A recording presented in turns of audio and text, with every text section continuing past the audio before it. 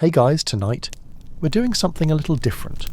We're stepping into the past, not to witness war or revolution or the thunderous march of empire, but to live quietly for a day. A single morning in the life of an 18th century aristocrat, just as the sun rises over misty gardens and heavy silk drapes. You'll wake slowly in a grand bed, stretch under embroidered sheets, and begin the long, slow ritual of getting dressed.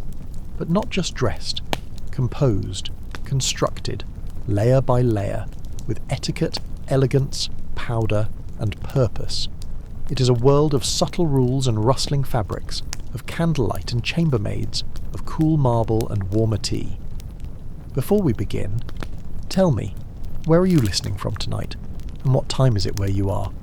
I always find it fascinating to see how far across the globe we all are, resting together under this quiet story. Now, make yourself cosy, pull the blankets close, let your limbs grow heavy. You don't need to do anything now, just listen. Let your breathing slow as we begin our journey. Tonight, you're not who you were. You're someone else, somewhere else. You're sleeping in a four-poster bed draped with heavy damask curtains. They are drawn closed as they were last night to keep the fire's warmth in and the draft out. The bed is tall, taller than anything modern, and you are nestled within it like a secret. The mattress is firm, stuffed with horsehair and overlaid with feather bedding, and a white linen sheet wraps around your legs like soft parchment. The scent of beeswax polish, faint lavender, and old linen surrounds you. It is not unpleasant, just old, a little dusty. There is stillness in this room, the kind of deep silence that only old houses can hold. Outside, the first pale light is spilling across the lawn, not golden, not yet, just a gentle grey, soft as dove feathers. Your bedchamber faces east, and soon the sun will touch the upper panes of the tall sash windows, but not yet. For now, there is only stillness. Then, a sound. Your eyes are closed, but your ears catch the quiet creak of the door. It's your maid, or valet if you prefer. You don't rise yet. That would be unbecoming. In this century, one does not simply leap out of bed. There is an order to things. Even in waking, there is grace. The servant curtsies or bows, though you do not see it. She tiptoes across the wooden floor, the boards creaking beneath her leather soles. She opens the bed curtain slightly, just enough for a sliver of light to enter, and begins to lay out your morning things. You hear the soft clink of ceramic, your wash basin and pitcher, set upon a low oak table. The water is not warm, but it was fetched fresh from the kitchen's large copper kettle. Warmth rises in faint curls of steam. Your chamber pot is discreetly removed and replaced. You stir. She turns to you gently. "Good morning, madam." "Good morning, sir." Her voice is quiet, respectful, practiced. She has already lit the small fire in your hearth. It crackles softly, just enough to take the edge off the morning chill. You smell a hint of smoke and pine. A winter log, seasoned. It was cut from the estate's woodlands last spring. Now it is time to rise, but slowly, carefully. A servant offers you her hand, not to pull you out of bed, but to steady your first steps. Your slippers are already placed at your bedside, warming slightly from the fire's glow. You sit. Your nightcap shifts slightly, and your long linen sleeping shift rustles.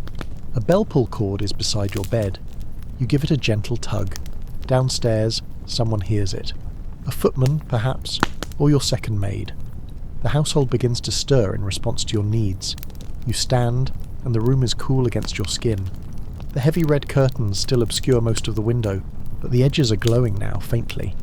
The world is waking, slowly, carefully, and you along with it. You cross to the wash basin.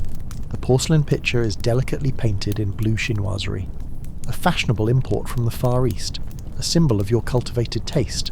The basin is cold, but you dip your fingers in with practiced efficiency. A cloth is provided. No soap yet. Just a rinse to wake the senses.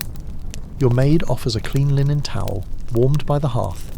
As you dry your face, you glimpse your reflection in the small oval mirror, framed in walnut.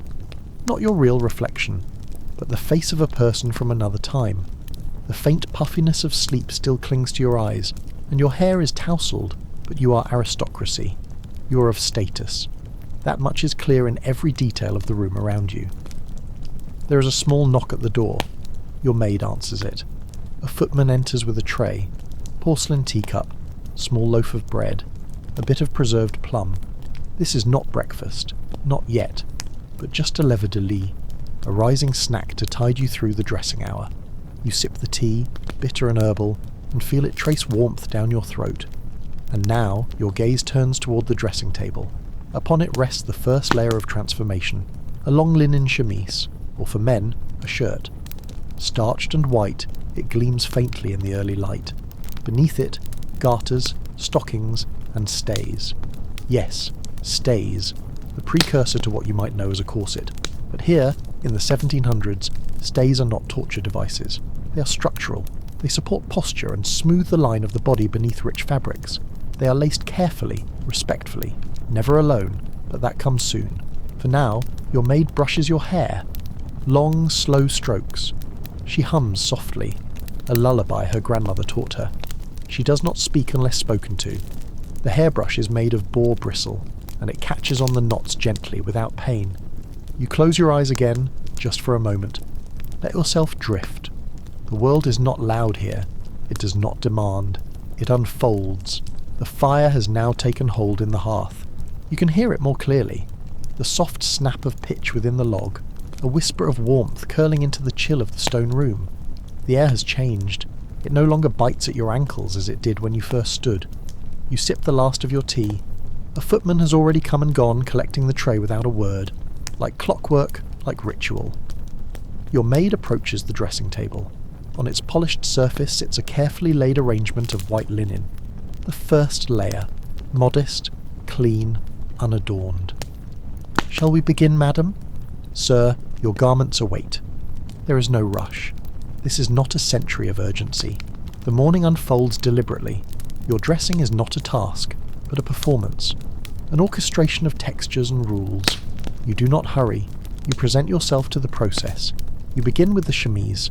It is soft, made from linen, homespun or imported from Flanders, depending on your station. It slips over your head like a cloud. This is your most private garment. It will never be seen by the outside world. It guards your skin from the rougher wools and silks that will soon follow. If you are a man, this first garment is a shirt. Also white linen, long and loose, with sleeves full enough to allow movement. It will serve as a barrier between your skin and your more structured garments. The waistcoat, the breeches, the coat. This shirt, or chemise, is freshly laundered. You can smell it. Starch and lavender, sun-dried in the garden behind the kitchen, where linens flap like pennants on long lines. Laundering is a laborious task, done only once every few weeks, but this is one of those blessed mornings when everything is fresh, clean, crisp. Your maid reaches for your stockings next. Wool or silk, depending on the season, white, beige, or pale blue. They are rolled carefully, and you sit at the edge of your chair as she kneels and slips them gently over your feet. For women, the stockings reach just above the knee. There are no elastic bands in this century, as they are held in place by garters, soft ribbon tied gently, never so tight as to leave marks. The bow must be tied just so, not too childish, not too suggestive. Even garters have rules.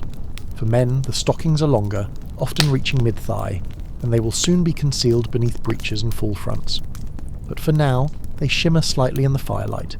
You feel the softness of silk as your legs are swathed and secured. You shift your weight slightly. The chemise rustles. The fire pops. Next comes the corset, though in the 1700s you would call it stays. If you are a woman, this is the structural heart of your ensemble. Your maid approaches with the stays cradled in her arms. They are not painful, not cruel. They are worn like a second spine, made of linen and boned with whale baleen, or perhaps reed, depending on your household's wealth. Some are embroidered lightly at the edge, others are plain, made for daily wear. These are not for seduction. They are for posture, poise, presence. You lift your arms slightly. The maid wraps the stays around your torso, pulls them into place. She begins to lace from the bottom up, slowly, gently, drawing the strings tighter in even rhythm. There is no gasp for breath, no cinching until you faint. That is a myth from later years. In this century the body is shaped, yes, but not contorted. The stays support you, hold you, lift the bosom, flatten the waist. They create the long, tapered silhouette favoured by the French court. You exhale as she finishes lacing. The pressure is even, not oppressive. You feel held, as if by a firm but caring hand. For men, stays are not worn, unless perhaps you're of a theatrical persuasion, or in a courtly role requiring such dress. Instead, a man's shirt is tucked in now, and the next layer, the waistcoat, awaits, but not yet. You catch your reflection once more, not clearly, but just enough to see the shape begin to emerge, a suggestion of elegance, of formality, a silhouette from another age. Your maid steps back and surveys you. Her expression is neutral. She has done this thousands of times. She notices a wrinkle near the shoulder and smooths it silently. Then she reaches for the petticoats. For a woman in this century, dressing is like building a sculpture from within. Your body is the frame upon which many layers will rest. The petticoat is not just a skirt. It is the scaffold of your gown. She holds up the first petticoat, plain, quilted, functional. It is tied around your waist with 2 ribbons back and front. It creates volume and traps warmth. In winter, it is a blessing. In summer, it is a burden. But it is always present. Then comes a second petticoat, lighter, softer, often in finer fabric. This one may be decorated depending on your rank. You feel the weight of it settle gently around your hips. If you are of fashion, especially French, you may wear panniers, side hoops made of cane or padded fabric to widen your silhouette. They are absurdly elegant, like wings made of silk. They make sitting a chore but walking a performance. Your maid adjusts the petticoats around them, smoothing the folds. The rustle of fabric now fills the room, gentle and constant, like the sound of pages turning in a book. A man's path now diverges. You rise slightly as your valet presents your breeches, knee-length, buttoned at the waistband, fitted with care. They're fastened snugly over your stockings, and the buckles at the knees are aligned just so. They may be plain wool or fine brocade depending on the day's appointments.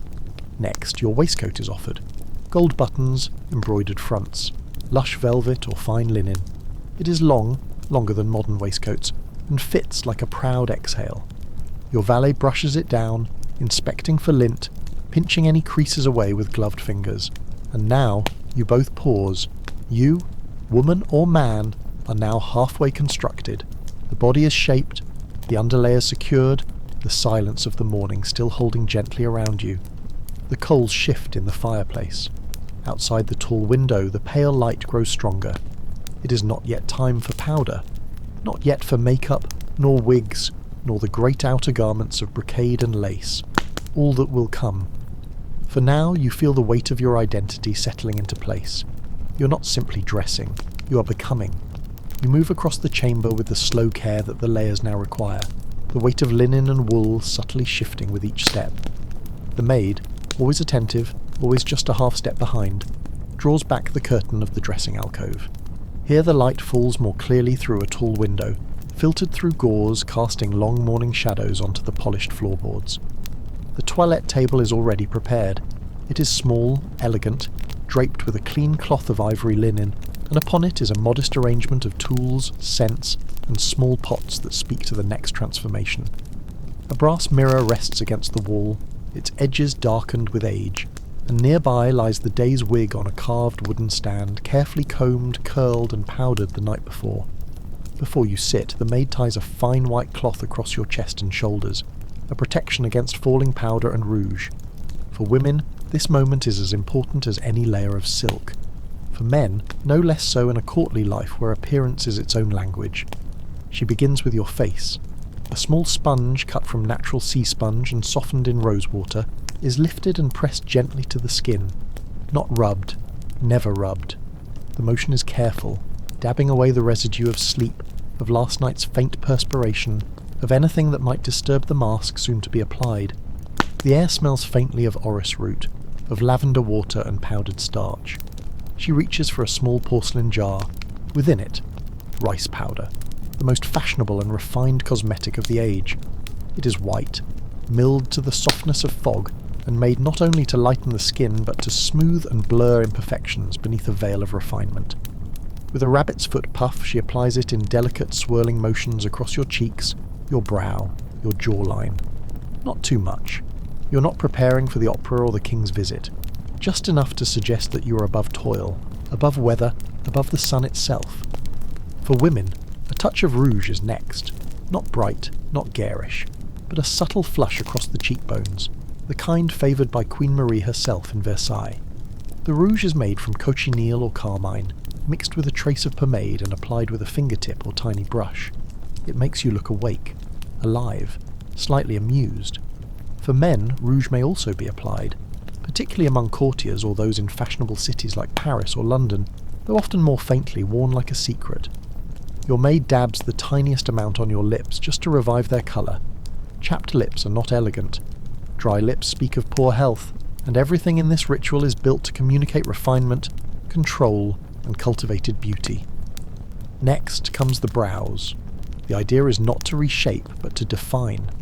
Your maid lifts a small piece of burnt clove, pinched like a tiny piece of charcoal, and carefully darkens the brow in swift practice strokes. If your brows are already strong, she may soften them with a brush. If they are faint, she shapes them into long arcs. Not too thin, not too thick, with an expression that suggests both dignity and softness. If your lashes are pale, a trace of soot mixed with water might be brushed across them, but only lightly. Too much, and it becomes theatrical. Too little, and the eyes disappear in the powder. Every motion is quiet, measured, thoughtful. On the corner of the table rests a small lacquered box of beauty patches, mouche, velvet dots used to conceal blemishes or, more often, to suggest character. A heart-shaped patch, worn near the corner of the mouth, speaks of flirtation. A crescent near the temple might suggest mystery. You choose none today, or perhaps just one. A small circle placed at the curve of the cheekbone, giving your face an air of gentle indifference. Some mornings you wear two, but this is not a morning for drama. It is a morning for grace.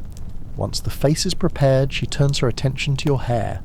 If you are a man, the powdering is more dramatic. The wig is lifted from its stand, placed gently onto your head, and adjusted until the curls frame the face precisely. The style is modest today, pulled back at the sides, tied with a black ribbon at the nape. The front curls are dusted with more powder, and she carefully brushes away any residue that has fallen to your collar. If you are a woman, your natural hair is likely arranged and padded with false pieces, rolled into soft coils or gentle waves pinned into place with tortoiseshell combs. Powder is added here too, white, sometimes lightly tinted with lavender or violet. The air becomes hazy for a moment as the puff is shaken out. You close your eyes. It clings to your skin like snowfall, settles over the shoulders like memory. At last, she unclips the linen cloth protecting your chest. With a deft flick, she shakes the powder from it and folds it into a small square. She says nothing, but the room feels different now. You're not merely awake, you are prepared, you are composed. The natural has been reshaped into the ideal, the unfinished into the presentable. You rise slowly, the air stirring around your skirt, your coat. The fire is lower now, it crackles less. The scent of the room is entirely transformed. Starch, powder, candle wax, a trace of plum from your earlier tea. Outside the window the light is full now, diffused behind the clouds that hang above the hedgerows and garden walks. It is not yet time for the gown, nor the coat and sword. Those belong to the next chapter. For now, your foundation is complete. The body has been set, the face arranged. You are no longer a creature of sleep and linen. You are something more deliberate, something sculpted. Your day has not yet begun, but your transformation has. You stand quietly in the centre of the dressing alcove as your maid begins preparing the outer garments. The room has changed since you first opened your eyes in the soft half-light of morning. Now the sun has reached higher through the sash windows, casting soft shadows along the pattern of the parquet floor. The scent of powder still lingers faintly in the air, hanging with the warmth from the hearth and the dull fragrance of the wax polish worked into the furniture over the years. It is a layered scent as your appearance is now layered. Linen beneath stays, stays beneath petticoats, shirts beneath waistcoats.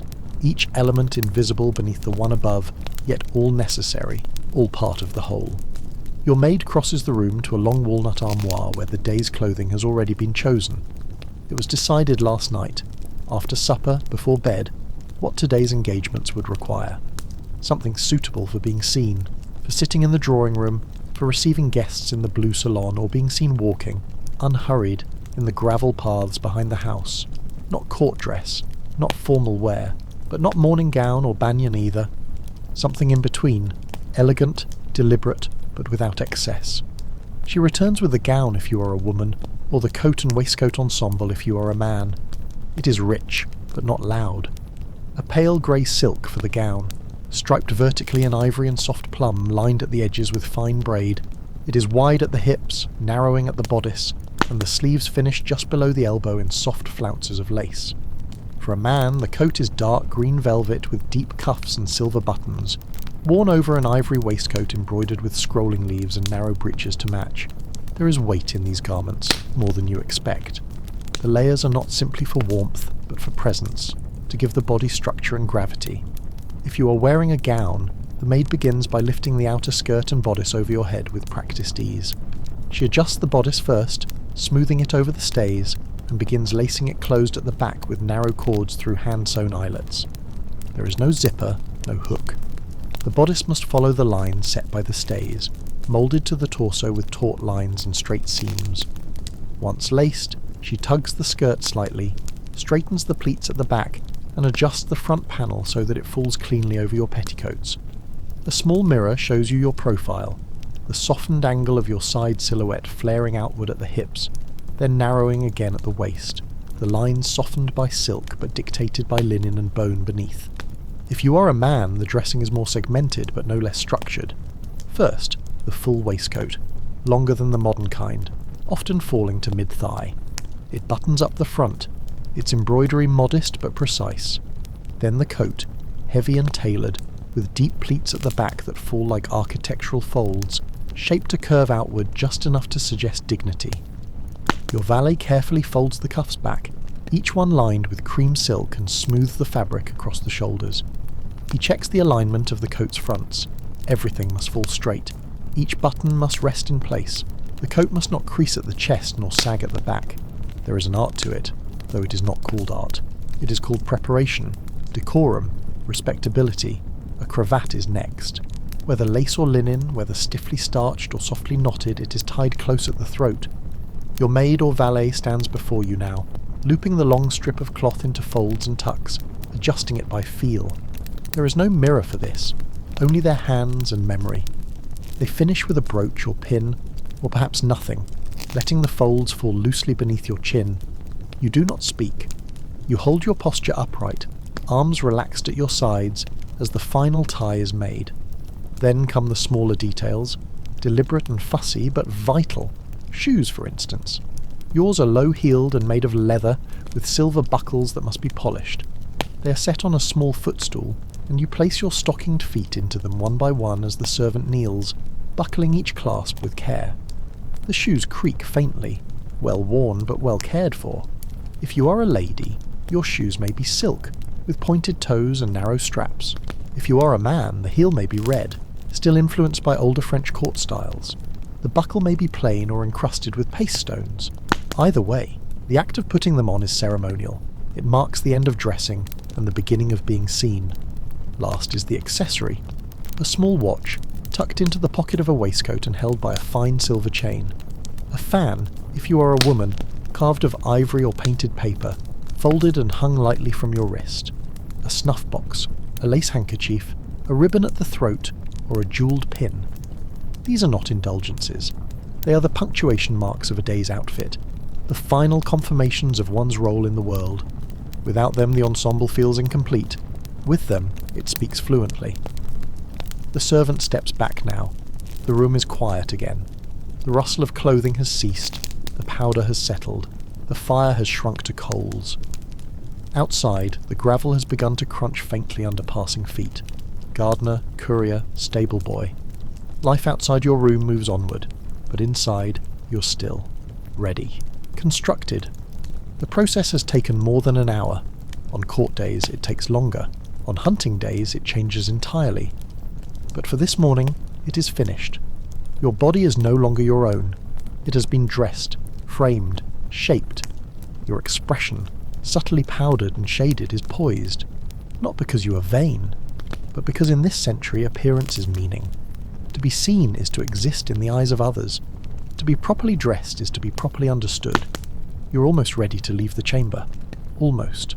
But not yet. One final ritual remains. You move slowly toward the door, the floor creaking gently beneath your shoes. The weight of the garments you wear, layers of linen, silk, whalebone, velvet, is not heavy in the way armour is, but it commands awareness. Every movement must be intentional.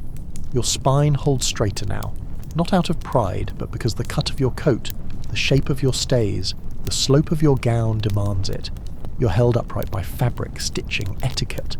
The body is not casual in this century, it is curated. Your maid or valet follows a few paces behind, just close enough to adjust a pleat, to smooth the back of your coat, to catch the trailing end of a ribbon that might snag against a doorframe. They open the door ahead of you with practiced quiet and step aside. The corridor is long and panelled in oak. Wainscoting, high ceilings, portraits lining the walls, the faces of ancestors, some known to you, most not, peer down with glazed eyes from the canvases, their own powdered expressions stilled by time. There's a chill in this hallway that never quite leaves, no matter the season. The stone beneath the wooden floor holds the night's cold like a memory.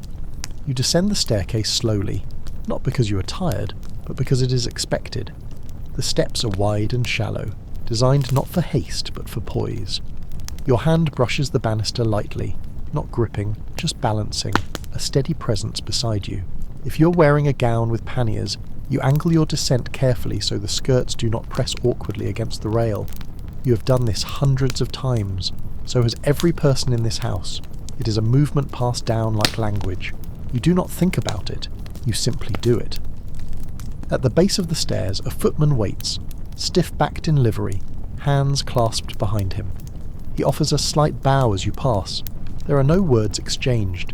He knows his place in the rhythm of your morning. Your presence is not unexpected. You pass through the entry hall, a cavernous room still shadowed by early light. The air is scented faintly with stone, dust, and the wax from the long-burning taper candles placed in sconces. The door to the drawing room is already open. Inside, the light is more generous. The curtains have been drawn back. The sunlight, filtered through tall windows, falls in golden rectangles across the Aubusson carpet. A low fire has been lit here too, and it crackles with less urgency than in your bedchamber. It is there more for ceremony than comfort. The room is arranged for the business of being seen. A harp in one corner, several settees in pale blue brocade, a tea tray, untouched, at the centre table. The morning papers lie neatly stacked beside it, though they are not truly for reading. Most are weeks out of date. Their presence is symbolic, a nod toward being informed, educated, awake. You cross the room and lower yourself carefully into one of the armchairs, your garments settling around you with a practiced rustle. If you are a man, you tug your coat slightly at the shoulders, fold one hand neatly over the other. If you are a woman, you arrange your skirts as you sit, turning slightly to the side so the volume finds its shape naturally without fuss. There is an etiquette even in rest. Soon, others will arrive. Members of the household, guests from the guest wing, a cousin visiting from Bath, a governess accompanying a younger sibling. There will be murmured greetings, bows, curtsies, the gentle clinking of porcelain as the tea service is refreshed, conversations that say very little but mean quite a lot. But for now, you are alone. Not in solitude, but in space. The quiet between rituals. The moment where the preparation has ended but the performance of the day has not yet begun. You do not read, you do not write, you sit. You are composed, layered, arranged. In this moment, the body is still. It does not ache, it does not need, it simply is. There is a small clock on the mantelpiece. You hear it now, ticking faintly, its rhythm steady and slow. The sound anchors the morning like a heartbeat. The minutes pass. A breeze stirs the edge of a curtain. Somewhere down the hall a door closes gently. The staff are already busy with the day's work. Fires to maintain, meals to prepare, linens to beat, letters to carry to the village post. But here, in this room, in this precise moment, you do nothing. You are dressed. You are seated. You are seen by no one and yet fully present. It is not idleness. It is composure.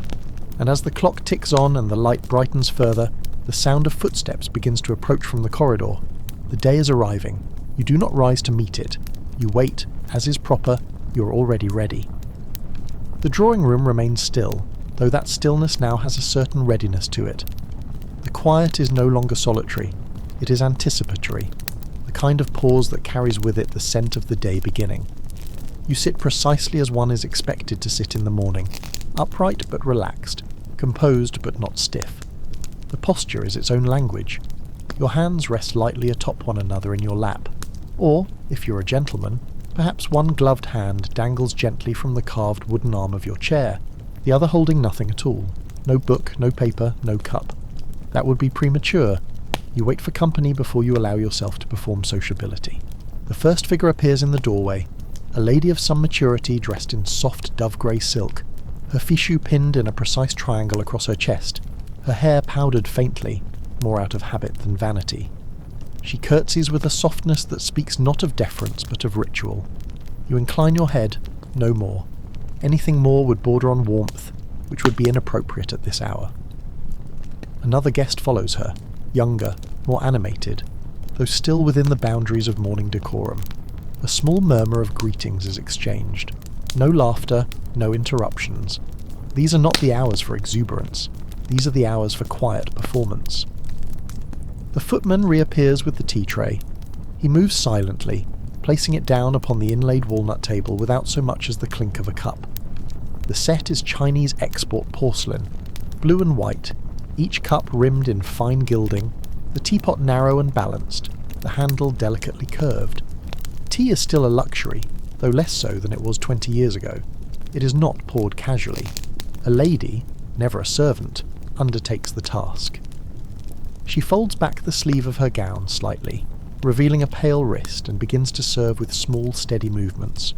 No sugar yet, not unless you ask, and if you do, it will be from a silver caddy kept under a key, a reminder of its cost. Someone asks if you read the paper this morning. You have not. Of course you have not. They know this. The question is not a question, it is an invitation. You raise an eyebrow gently, incline your head, and let them share what little news there is. A passing reference to a death, a marriage, perhaps a letter from a cousin whose husband is stationed in the colonies. The content hardly matters. What matters is that the conversation flows with smoothness, without sharp edges or sudden turns. The rhythm of voices is soft, level, measured. No one interrupts. When someone speaks, the rest listen, or appear to. It is not a debate. It is not a discussion. It is a performance of harmony. Your tea is still warm. You sip it slowly, careful not to slurp or drink too quickly. One hand remains in your lap. You nod occasionally. You offer a quiet indeed at the proper moment. These sounds are not made to express agreement or interest. They are made to keep the atmosphere balanced, to allow the speaker to continue without fear of silence. If a servant enters, perhaps to adjust a screen or to add a log to the fire, no one acknowledges him. That would draw attention, and attention breaks the spell. The conversation turns, as it often does, to fashion. Someone remarks that Lady Mortimer was seen wearing green satin last Thursday, and that it did not suit her complexion. There are murmurs of agreement. You offer none. To agree would be safe, but to remain silent is wiser. A moment later, someone glances at your sleeve. Your cuff is edged in Mechlin lace, a detail not common outside the capital. You do not explain it. You simply let it be seen. That is enough. In this world, detail speaks louder than words. The breakfast bell does not ring. It is unnecessary. Those who belong here know the time. As the clock on the mantel strikes the half-hour, there is a subtle shift in posture. People rise, slowly, without signal, without command. Chairs are pushed back, fans folded, skirts straightened. One of the gentlemen remarks that the pheasants were calling in the woods that morning. Another says he believes the stables have been preparing the bay mare. These things are said as observations, not plans. The group begins to move. You do not rush to the dining room. There is no rush. A slow procession forms, trailing through the main corridor, past a tall mirror framed in gilt, past a hall table with a vase of cut flowers arranged earlier by the housekeeper. Fresh roses, despite the season, likely from the conservatory. The scent is faint but real. A subtle indulgence, one no one will remark upon directly. The breakfast room is smaller, more intimate. It is warmed more completely than the salon, and sunlight streams in through the south-facing windows, illuminating the patterns in the damask wallpaper and glinting along the silver serving covers laid neatly across the sideboard. The table is set, but not with fanfare. Each place has a plate, a linen napkin, a simple knife and fork, a cup for tea or chocolate. The room is quiet except for the soft shuffle of footsteps on the carpet and the low creak of polished wood as chairs are drawn back and retaken. Food will not be served. It is there to be taken, when wanted, and always with care. No one piles their plate. One selects a slice of bread, a preserved fig, a piece of ham perhaps. One eats slowly. Conversation resumes in a whisper. The rules do not change. This is not the main meal of the day, but it is the first one that occurs with others, and thus it matters. You take only what you need. You eat in silence. The body, now dressed, powdered and framed, must be maintained, not indulged. There is no butter on the bread. You do not ask why. You understand. Butter, though common in country houses, is still considered rustic by many. The absence of it here is not an oversight. It is a choice, a message. You chew quietly. You do not speak with your mouth full. You do not reach across the table. Everything is within arm's reach because it was arranged to be. Nothing accidental happens here. Even silence is curated. The meal passes, a half hour, perhaps less. One by one, guests excuse themselves, returning to their rooms or stepping into the library, the morning room, the garden. You do the same. There are letters to write, a fitting to observe, a music lesson for a younger sibling to oversee, a short walk through the orchard. Something must fill the hours until noon. You rise. Your chair is returned to its place.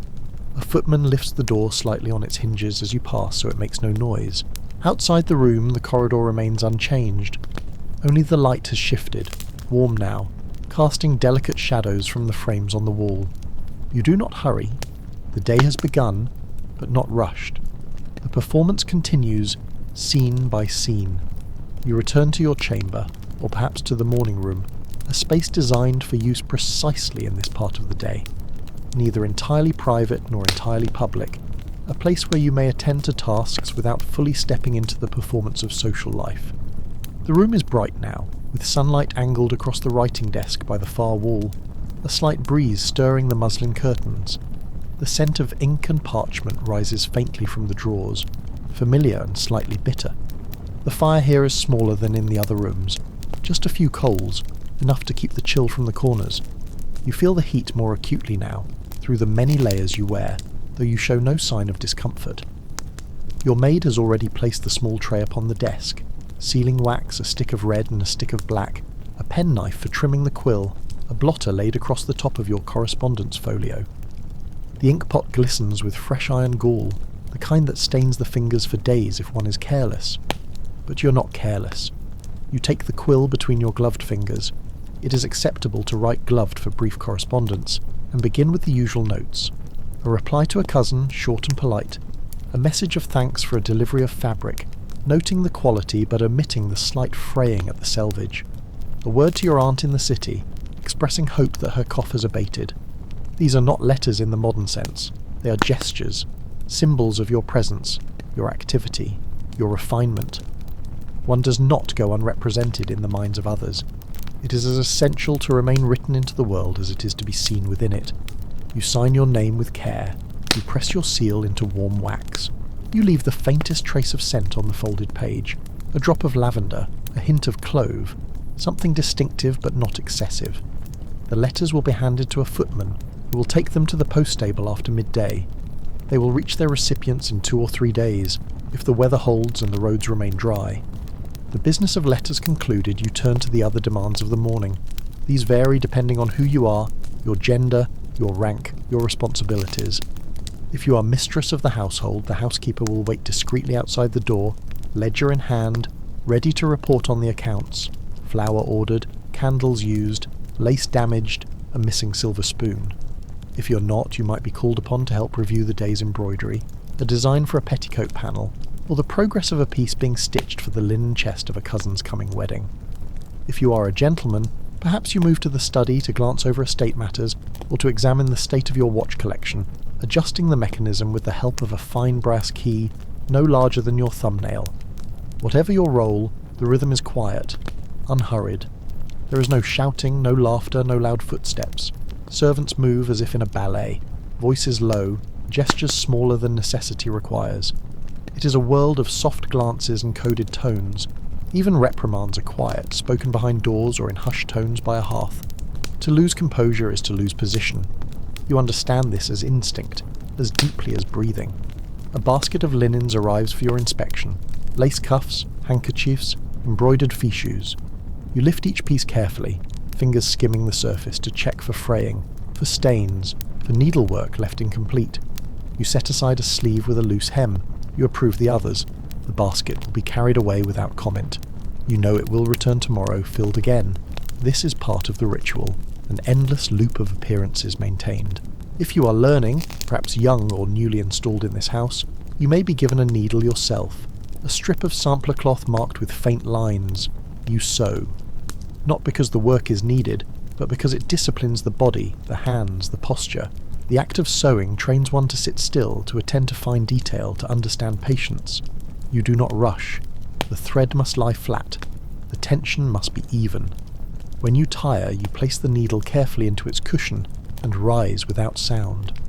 In another room, music may be played. A harpsichord, perhaps, the notes soft and shallow like water across stones. The player is practicing scales, slowly, deliberately. Elsewhere, someone is reading aloud to a small group, The Spectator perhaps, or a volume of translations from the ancients, or a book of improving conduct. They do not read to entertain, but to shape the mind. The tone is even, the voice unchanging, no dramatics, just words like small, regular stones laid in a garden path. Everyone listens, or pretends to. No one eats again. Not yet. Not until dinner at 3. A slice of preserved lemon or candied peel may be taken as refreshment, but only privately. The footman may bring a small glass of cordial, rhubarb or caraway, but again, it is sipped slowly, without remark. This is a time not for appetite, but for discipline. The body must behave, it must obey, the body must be quiet. Outside, the garden is beginning to warm under the full height of the sun. A pair of gardeners move among the hedges, unseen from the windows, clipping back overgrowth and raking the gravel into perfect lines. The crunch of their movements reaches you faintly. It is a comfort. Everything is in its place. Everyone is at their task. The house breathes with quiet purpose. The hours between breakfast and dinner are never wasted. They are filled with purpose, too soft to notice unless you know where to look. You sit in your place, you stitch, you write, you supervise, you listen. You appear, and in doing so you remain precisely what you must be. Ordered, elegant, unchanged. The clock in the long hallway strikes once, then twice, then 3 times. Its tones deep and deliberate, vibrating faintly through the walls and floorboards like the gentle echo of a distant drum. It is 3 o'clock, the hour of dinner. Not the evening meal as it will become in later centuries, but the principal meal of the day, served while the sun is still high, when appetite and attention are still keen, when daylight permits the performance of grace and restraint to unfold beneath full illumination. A quiet movement begins through the house. Doors open softly, chairs are pushed back, conversations lower in volume or are brought to a graceful close. No one hurries, no one calls out. Each guest or resident of the house knows where they must go. The dining room lies just beyond the main hall, its double doors already opened by the steward. He stands to the side now, unmoving, while footmen in livery adjust chairs and sweep away the invisible dust of the hours. You rise. You have already changed your gloves. The pair you wore earlier, pale, kid leather, worn smooth by the press of your hands, have been replaced with a fresher pair, clean at the seams, powdered very lightly. You glance at your reflection in a mirror as you pass. Your wig is still in place, the powder unshaken, your cravat settled into its folds, your cuffs even. Nothing must appear newly adjusted, nothing must betray effort. You walk at a measured pace, aware of your shadow, of your posture, of how the floor responds to your step. As you enter the dining room, the air changes. It is warmer, not only from the hearth, but from the bodies gathered, from the food whose presence is hinted at before it is seen. The curtains are half drawn to soften the sun, and the flicker of candlelight glints against the polished silver arrayed across the table's long length. The tablecloth is crisp white linen, its edges reaching evenly down on all sides. At each place, a plate of fine porcelain, a napkin folded into a fan, a knife and fork laid precisely, and beside them a silver spoon, curved not just for soup but for elegance, a salt cellar between every other guest, for sharing, a small glass for wine, and above it all, a place card in slanting hand, discreetly marked with a family crest or monogram. You take your seat only when indicated. If the head of the household is present, they move first. No one speaks until all are seated. The rustle of silk, the gentle shift of coat hems against carved chair legs, the dry click of shoe buckles tapping the floor, all these form the prelude to the meal, as vital as the blessing or the first course. Then quietly the first dishes are brought in. There is no single plate per person. Instead, the first service is laid out. Platters of sliced meats, stewed vegetables, pies enclosed in delicate crusts, bowls of gravy, tureens of soup, dishes of buttered root vegetables sprinkled with nutmeg, perhaps even small pickled items, cucumbers, onions, walnuts. The table becomes a landscape of variety and care, though nothing is ever piled high. The steward gestures and the footman move silently among the guests, offering dishes to each in turn. You take a modest portion, never the first slice, never the last. You balance your plate with ease. Your knife and fork are not tools but extensions of intention, used quietly, delicately. The sound of silver against porcelain is allowed, but only barely. Conversation begins once the steward nods. No voice rises above another. You comment on the food only in passing, and never with direct praise or criticism. To remark too much on the kitchen's work would be to acknowledge its presence too clearly, and that would break the illusion that this abundance exists naturally. You may note that the sauce has a pleasing sharpness, or that the pigeon is well cooked. That is all. If a guest reaches too far, or drops a fork, or asks for more bread without waiting for it to be offered, the others do not look up. There is no correction in this world, only silence. Silence is its own kind of pressure. A second service follows the first.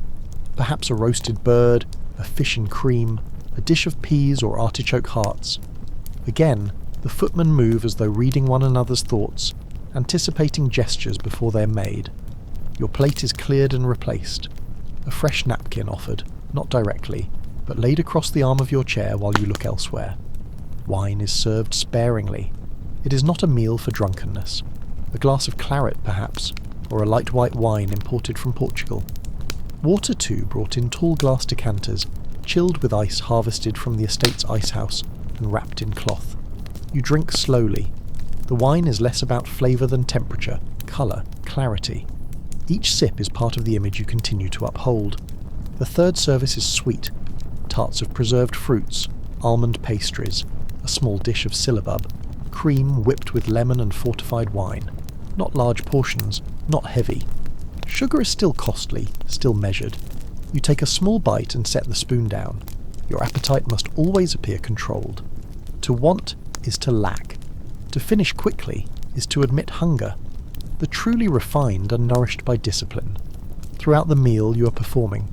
Not performing a character, there is no pretense, but performing your station, your identity, your mastery of every subtle signal. Your hand moves the fork not in instinct but with memory. You pause between bites, not for digestion but for pacing. You listen, and when you speak your voice is quiet, clear and never hurried.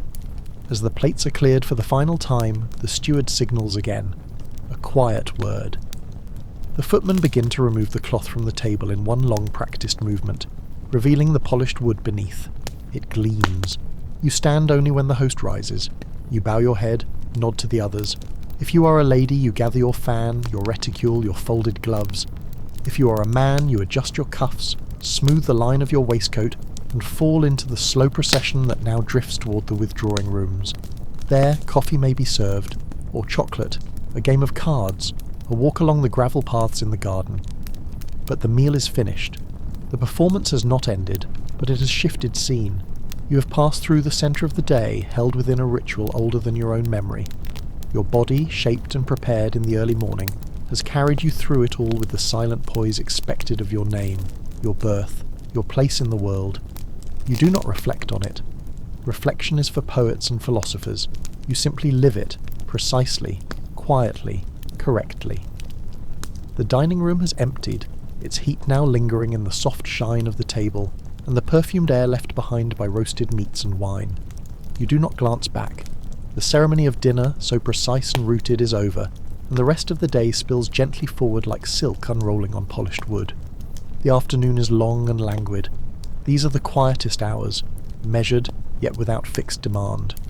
There is time now to exist without direct utility, to be present in the rhythm of aristocratic idleness, which is not idleness at all, but another kind of obligation, the display of calm, of good taste, of untroubled leisure.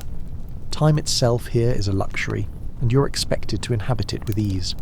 The ladies retire first, naturally, withdrawing to a smaller room lit by tall windows and softened by faded tapestries.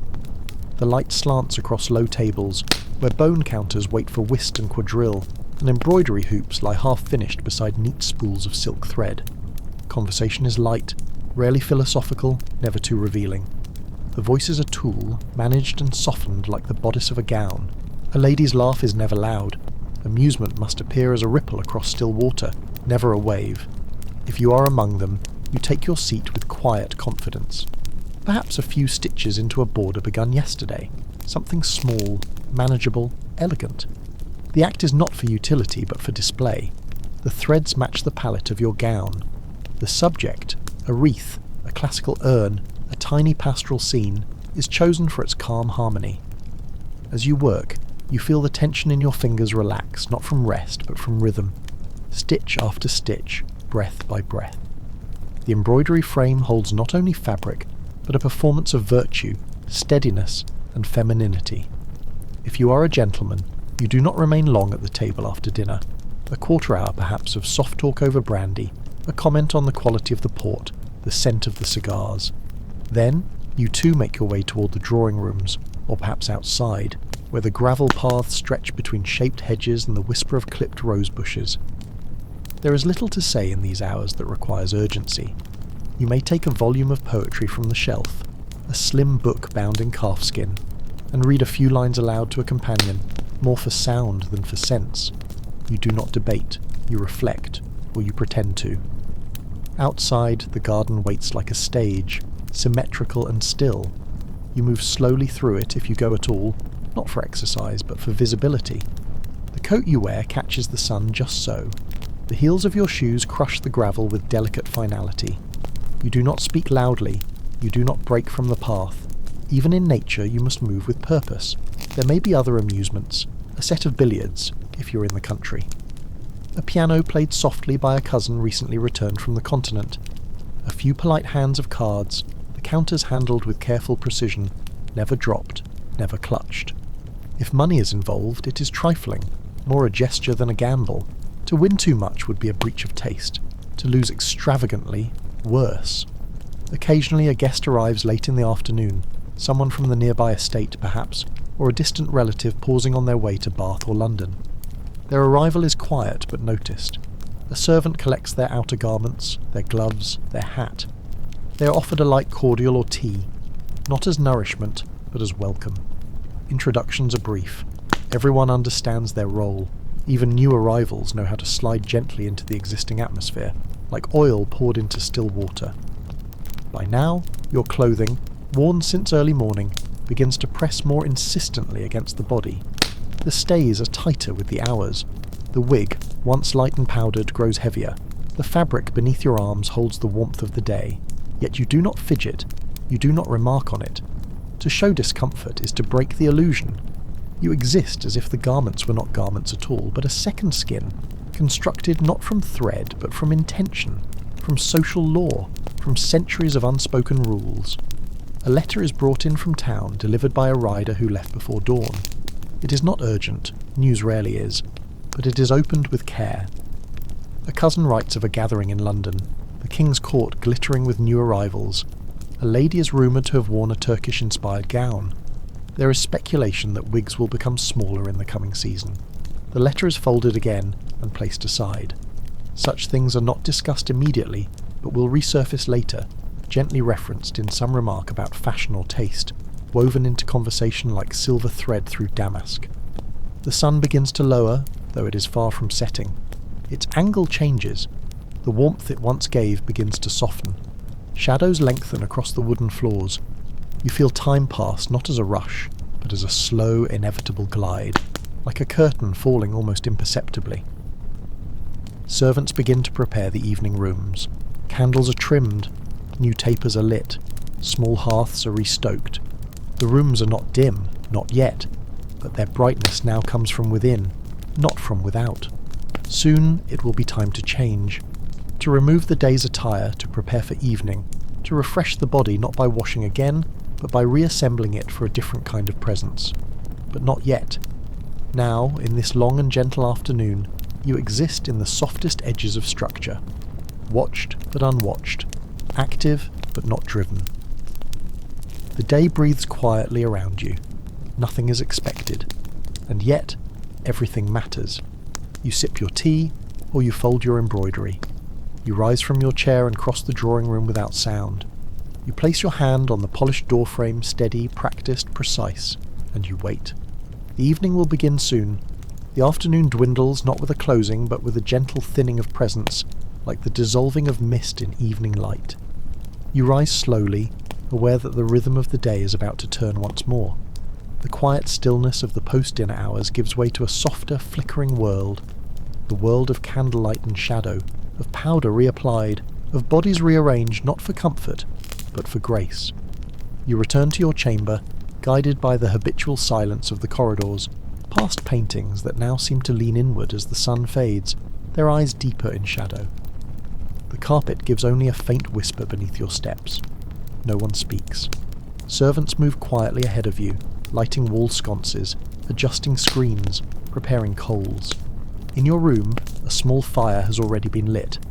The light it casts is amber and low, barely touching the far walls. Upon the dressing table, fresh linen awaits, laid out beside small jars and brushes, the residue of your earlier routine now cleared away. The valet or lady's maid is already waiting, composed, silent, efficient. This is not a full toilette, not like the morning's construction. It is a quieter act, a refinement, an echo, a slow deconstruction of the self you wore through the daylight hours, followed by a deliberate recreation of another. The outer garments are first. If you are in a gown, the maid unties the tapes hidden at the back of the stays, unhooks the skirt from the panniers, gently lifts the layers away. There is no need to speak. The rustle of silk is enough. The under petticoat remains for a moment, the shift beneath untouched, while the body breathes through the gaps now opening in the corsetry. If you are a gentleman, the coat is removed first, arms lifted slightly, cuffs unfastened, then waistcoat, cravat unpinned. The wig is taken off carefully, the powder disturbed only slightly as it's placed on a block to be rebrushed and dusted anew. The air against your skin is cool. You notice it more now, the absence of weight, the return of sensation to your ribs, your shoulders, your scalp. You do not shiver. You stand still, patient, allowing the ritual of undressing to unfold like a prayer recited silently in reverse. A warm cloth is offered, not for washing, but for refreshing. It is passed gently across your forehead, your cheeks, your temples. A few drops of rose water dabbed behind the ears, a comb through your natural hair only briefly visible before the wig is brought back again, freshened with powder, smoothed and set. The same, but subtly different. Lighter, neater, evening ready. The evening garments are simpler in structure but not in care. A gentleman's evening coat is darker, the embroidery finer, more restrained. The silk is heavier, but the silhouette narrower, the buttons closer. The shirt cuffs are longer now, meant to fall delicately from beneath the sleeve, just visible when you raise a glass or lift a card. The cravat is retied, looser this time, but with even more precision. A fresh waistcoat, perhaps ivory silk embroidered in silver or pale blue. Your shoes are wiped clean and rebuckled, not new but made new. For a lady, the evening gown is of lighter fabric, satin or gauze over silk, with lower shoulders, narrower panniers, a softer line. The sleeves may be shorter, the lace finer, the bodice cut to reveal just enough of the collarbone to suggest openness without excess. The stomacher may be replaced entirely, chosen to match a new set of earrings or a ribbon already planned for the hair. Jewels are brought out. Pearls, garnets, perhaps a small paste diamond if the occasion allows. Not for show, but for mood. A brooch pinned, gloves laid out, a fan chosen, its ivory ribs warm to the touch. Powder is reapplied, not heavily, just enough to mask the change in light, to smooth the edges of the face beneath candle glow. A touch of rouge again, less precise than in morning but more deliberate. You're not hiding fatigue, you are becoming evening. The mirror shows the same face but softer, rebalanced. A person designed for shadow and amber flame, for shared glances and soft remarks, for the language of gesture and quiet notice. There is little perfume, but a fresh handkerchief may be scented lightly with lavender water and tucked at the waist. One does not wish to overwhelm the small space between bodies. Evening is about nearness, and nearness must never feel imposed. You say nothing during most of this. There is no conversation at the dressing table now. The time for that has passed. The valet or maid does not linger. Their hands are sure, practiced, moving through loops and fasteners without need for your direction. They are not hurried. The pace is ritual. Each action is allowed its moment, its breath. When it is done, you do not examine yourself too long. The mirror is there, of course, but the performance of this hour does not depend on the mirror. You're not meant to admire, you're meant to be ready. A footman knocks once, then opens the door slightly. The other guests are beginning to gather in the drawing room. The card tables are being set. The musicians are warming their bows. A tray of cordials is circulating. You nod once. The valet smooths the back of your coat. The maid adjusts the folds of your skirt. A final pin, a touch of the fan against your fingers, and the ritual is complete. You leave the chamber behind, not as you were hours ago, but not entirely changed either. Reassembled, perhaps, softened, loosened at the edges, composed for a new set of rules. The evening awaits. Its rules are quieter, its light is lower, but its expectations are no less exacting. You step softly into the drawing room, where the world has shifted from the formal daylight ritual into something more intimate, yet still governed by an intricate web of expectation and restraint. The flickering candlelight casts long, dancing shadows upon the walls and ceiling, throwing delicate patterns across the faces gathered here. The air holds the faint scent of beeswax and lavender, mingling with the quiet rustle of silk gowns and the low murmur of conversation. The furniture, carefully arranged earlier in the day, now takes on a new purpose. Armchairs and settees are grouped in small clusters, inviting quiet talk.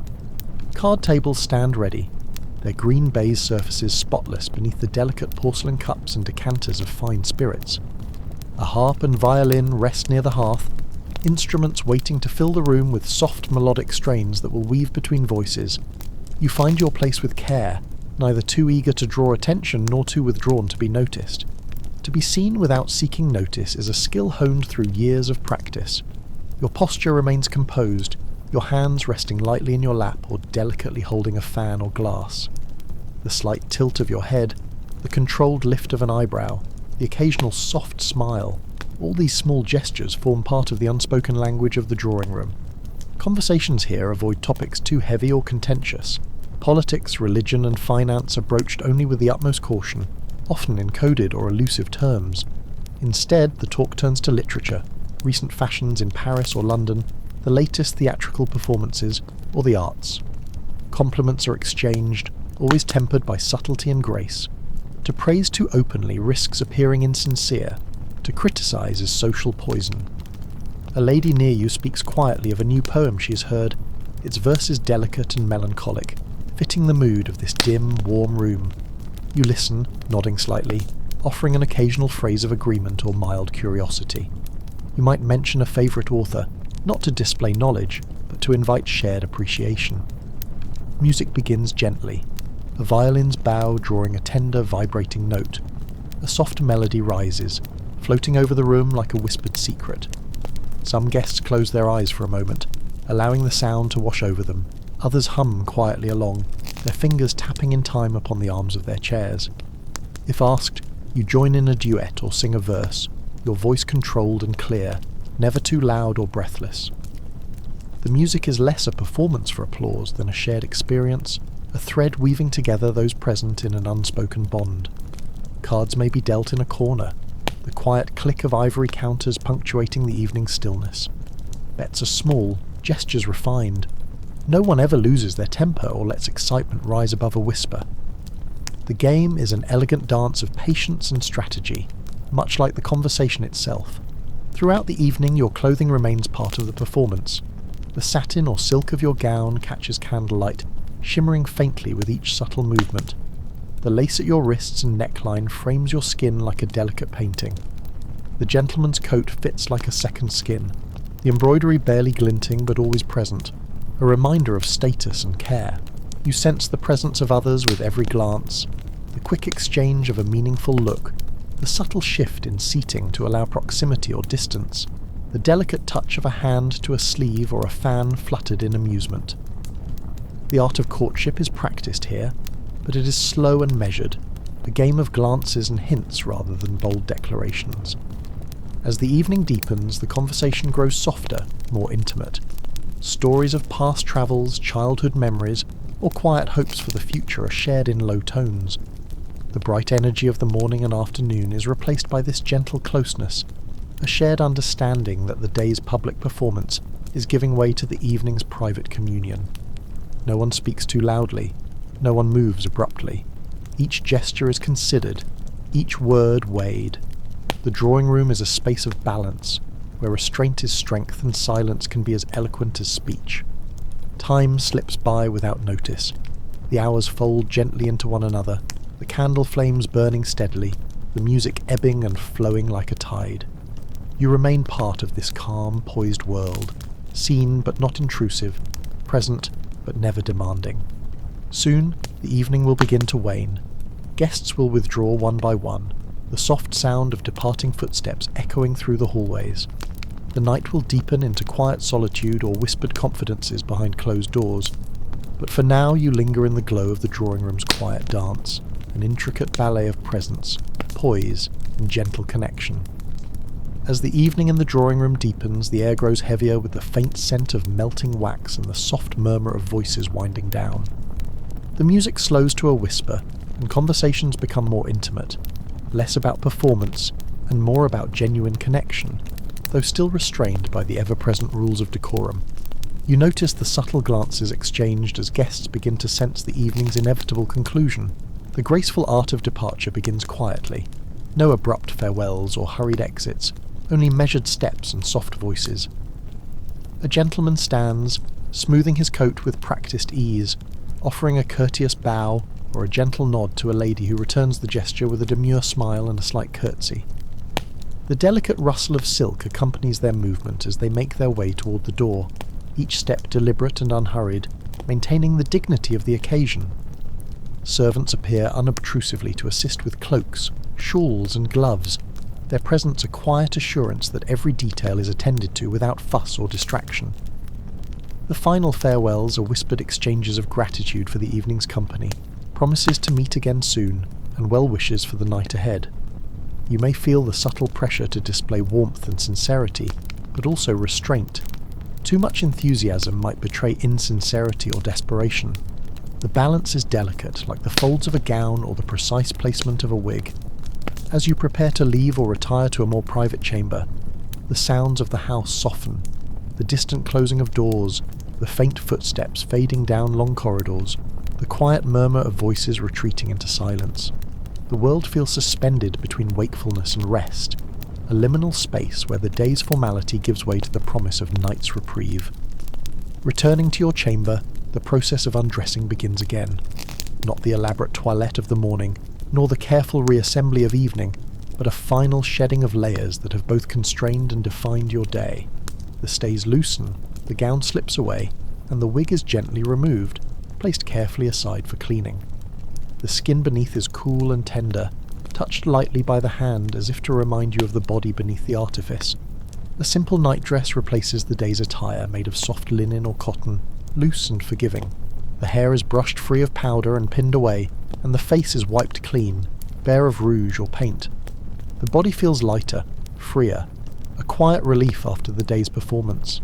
As you settle beneath the linens, the quiet hum of the household lulls you toward rest.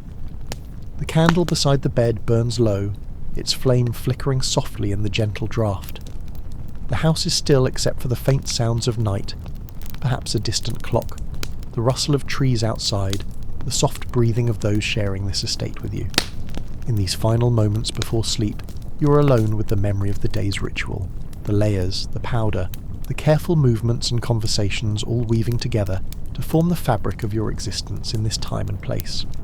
The world outside fades, and the gentle pull of sleep draws you beneath its quiet tide. The morning arrives slowly, not with the abruptness of alarm, but as a gentle awakening, the soft spill of pale light filtering through heavy curtains and casting long shadows across the room's ornate furnishings. The air carries the faint, cool scent of dew, and the distant sound of church bells calling the day into being. You lie still for a moment, allowing the world to come into focus with deliberate calm, your body resting beneath the linen folds that replace the day's elaborate garments. Soon, the quiet is broken by the soft tread of footsteps outside your door. The valet or lady's maid arrives, prepared once more to assist you through the intricate rites of the morning toilette. Their presence is steady and reassuring, a familiar rhythm to begin the day. You rise slowly, mindful of the delicate balance between comfort and the demands of appearance that the hours ahead will require. The chamber is cool, the fireplace unlit, but the air is fresh with the promise of renewal. On the dressing table, preparations await. Clean linens, scented waters, powders, brushes, and the myriad small accoutrements that transform the plain into the ornate. You allow yourself a moment to breathe before the ritual begins. The first step is the removal of the nightdress, a simple garment that has protected your skin through the night but holds none of the day's formality. Beneath it, your natural body feels at ease, unconstrained and free. But this freedom is fleeting. Soon you are guided to the basin for washing. The water is warm and scented, poured carefully over hands and face. The towel is soft against your skin, absorbing the night's residue and preparing you to be remade. The undergarments come next. The shift, a loose white linen gown worn close to the skin, providing a foundation both practical and modest. The shift's neckline is wide and square, its sleeves gathered at the wrists with simple ties. It is the first layer, the intimate one, and its clean simplicity contrasts with what will soon be added above. You feel the cool linen settle softly across your shoulders, its folds catching the morning light. It is a blank canvas awaiting the artistry of the day's attire. The stays, or corset, are brought forward, a structured garment designed to shape and support the body in accordance with the fashion of the time. They are stiff with whalebone and tightly laced, pulling the waist inward, lifting the bust and imposing a rigid grace upon your form. The process of dressing into stays is slow and careful, requiring patience and sometimes assistance. As the laces tighten, you feel the contours of your body shift, reshaped beneath layers of fabric and bone. This transformation is both physical and symbolic. The stays restrict movement, but promise poise. They enforce an ideal of beauty and status that is as much about social order as personal appearance. As you breathe through the slight compression, you remind yourself of the roles you're preparing to fulfill.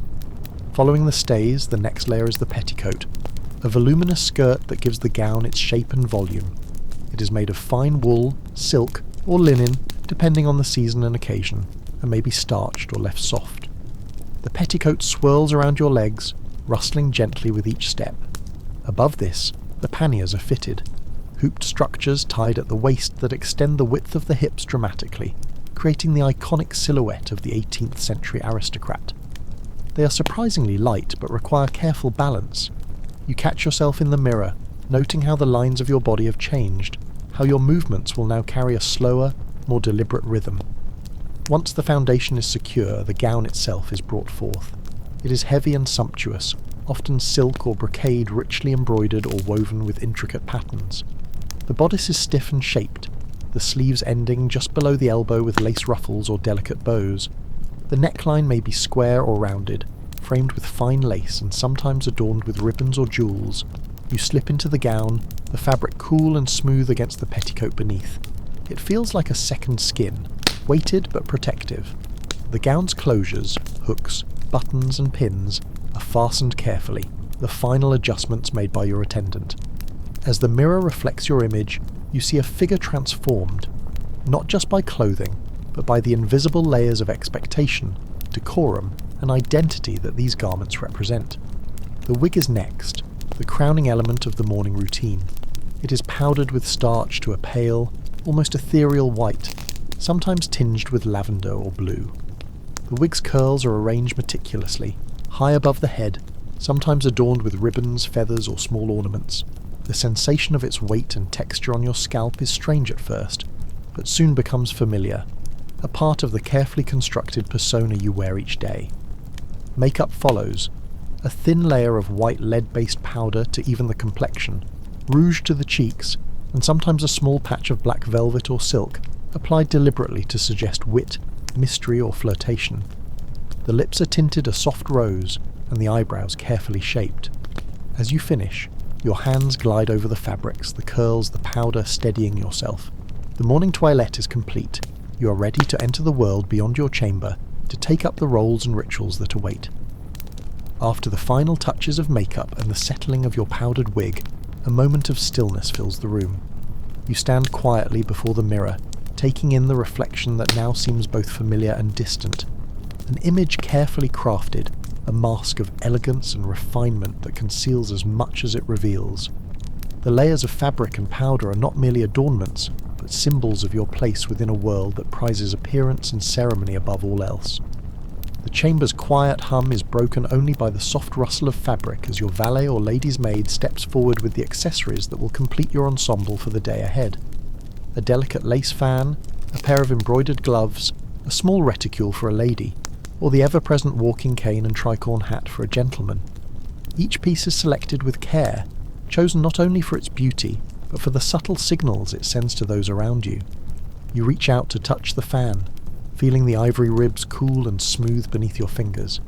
It is a tool of communication as much as comfort, fluttered in amusement, raised in coy refusal, or lightly fanned to suggest interest.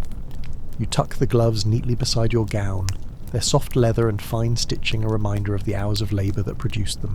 If a gentleman, you might settle the tricorn on your head, adjusting it at a precise angle that conveys confidence and decorum without arrogance. The cane is held lightly, its carved handle a sign of status and taste, its weight balanced perfectly in your hand. Your hair, hidden beneath the wig, feels strangely distant, its natural warmth replaced by the powder's coolness, the curls stiff and unyielding to the touch. Yet this rigidity is part of the transformation. The wig is a crown of sorts, a signal of refinement and rank, worn proudly despite its discomfort. You move with deliberate care, the weight of your clothing and accessories shaping your posture and pace. The world outside your chamber awaits, full of expectations and subtle challenges. Every gesture, every glance, every word you utter must be measured and precise. Yet beneath this ornate exterior, beneath the layers of fabric and powder, you are aware of the human self, the body that aches beneath stays, the skin that longs for breath, the mind that dreams beyond the day's constraints. The morning routine is a preparation not just for appearance, but for survival in a society where image is everything. As you step from your chamber into the corridors of the grand house, the day begins in earnest. The sunlight streams through tall windows, illuminating the polished floors and richly painted walls. Servants move silently, anticipating your needs, their faces calm and practiced. You carry yourself forward, a living portrait of the 18th century aristocrat, graceful, poised, and impeccably dressed, ready to face the rituals, the conversations, and the expectations of the day. The morning's bustle leads you down grand staircases and through long echoing corridors, where portraits of ancestors gaze solemnly, their gilded frames catching the light. The sound of your footsteps on polished wood mingles with the faint murmur of servants preparing the household for the day's events. The clinking of china, the soft folding of linens, the distant ringing of bells. Each element of this ritual, though unseen, contributes to the choreography of aristocratic life, an invisible thread binding all in place. You enter the breakfast room, where the heavy oak table is laid with silver cutlery and fine porcelain, delicate cups and saucers that catch the morning light. The scent of freshly baked bread, brewed coffee, and delicate jams fills the air. The atmosphere is calm, yet beneath it lies an unspoken tension. The necessity of appearances, the dance of polite conversation, the subtle assertions of rank and preference. Seated among family or guests, you partake in the meal with measured grace. Each bite is small and deliberate, each sip of coffee or tea taken with refined ease. The food is both nourishment and performance, a reflection of wealth, taste, and cultivated restraint. Conversation turns to news from the city, recent theatrical performances, or the latest fashions from Paris. Compliments are exchanged with a practiced lightness, veiling ambition or envy beneath polite smiles. Between courses, your eyes wander to the window, where morning light filters through heavy drapes, illuminating motes of dust that drift lazily in the still air. Outside, the garden awaits, a carefully tended labyrinth of flower beds, clipped hedges, and winding paths that promise respite and reflection. After breakfast, you rise and prepare to step into the day's social engagements. The morning toilette completed, the gown and accessories worn, you now face the nuanced rituals of presence, calls on neighbours, promenades in the garden, visits to salons where ideas and gossip flow in equal measure. Each interaction requires an artful balance of attention and discretion, charm and reserve. As you step out, the cool air brushes gently against your powdered face and rustles the layers of your gown. The world beyond the walls is alive with motion, the distant clip-clop of horses' hooves, the laughter of children at play, the murmur of servants tending to their duties. This moment is yours, a brief interlude between the controlled performance of dress and the unfolding theatre of the day. As you step into the garden, the soft gravel crunches beneath the delicate heels of your shoes, each step slow and measured to preserve the elegance expected of your rank. The morning light filters gently through the leaves of towering chestnut trees, dappling the pathways with pools of golden warmth. The air carries the faint, sweet scent of blooming roses and lavender, mingling with the earthy aroma of freshly turned soil and the distant melody of birdsong. This outdoor sanctuary is a carefully cultivated refuge, a place where nature is shaped to reflect order and harmony, mirroring the discipline woven into every aspect of your life.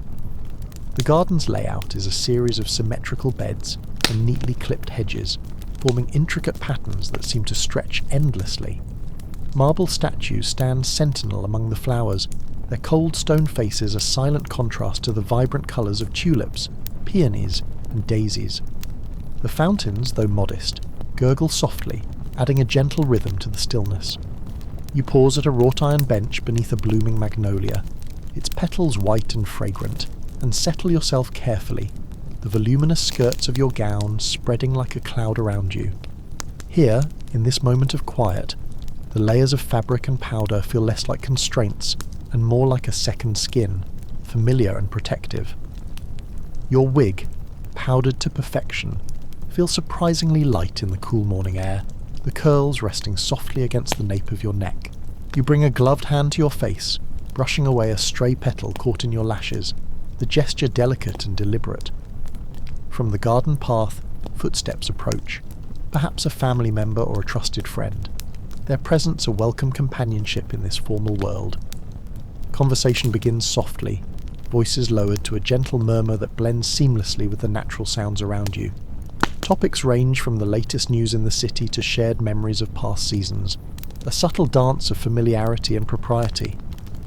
As you speak, your posture remains poised yet relaxed, the rigid control of the morning softened by the intimacy of this outdoor setting. The folds of your gown rustle quietly with each movement, a whisper of silk and lace. You catch glimpses of your reflection in a nearby fountain's still surface, the delicate makeup and powdered wig framing a face that, beneath the artifice, carries the quiet weight of expectation. Time seems to slow here, measured not by the ticking of clocks but by the shifting light and the gentle sway of branches overhead. The garden offers a brief respite from the performance of courtly life, a place where the complexities of dress and etiquette momentarily give way to the simple pleasures of scent, sound, and the touch of sunlight on skin. Yet even in this calm, you're aware that the day's rituals continue beyond the garden walls. Calls await, appointments with the salon, engagements where every word and gesture must be crafted with care. The layers you wear are not just clothing but armour, protecting you in a world where image shapes reality, and every detail is a statement.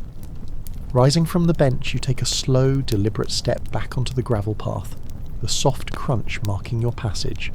The garden's embrace loosens as you prepare to return to the structured rhythms of your day, carrying with you the quiet strength found in this brief communion with nature. Returning from the garden, you find yourself once again enveloped in the grand interior of the estate, the soft glow of candlelight reflecting off polished mahogany and gilt mirrors, the muted hum of servants moving quietly to prepare for the afternoon's social engagements. The heavy drapes drawn back slightly reveal a sky shifting toward midday, pale and expansive. Your footsteps echo softly on the marble floor as you move toward the boudoir, a private sanctuary where the final details of your appearance will be perfected before stepping into public view. The boudoir is a delicate space, filled with the subtle fragrance of lavender and rosewater, the gentle flicker of scented candles casting dancing shadows across embroidered cushions and gilded furniture. Here, the rituals of refinement continue, the adjustment of a sleeve's lace cuff, the repositioning of a delicate ribbon in your powdered curls, the careful application of a fresh touch of rouge to your cheeks. Every movement is slow and considered, a practiced choreography that blends necessity with artistry. A small table stands near the window, its surface laden with powders in porcelain jars, combs carved from ivory, and brushes with soft bristles worn smooth by years of use.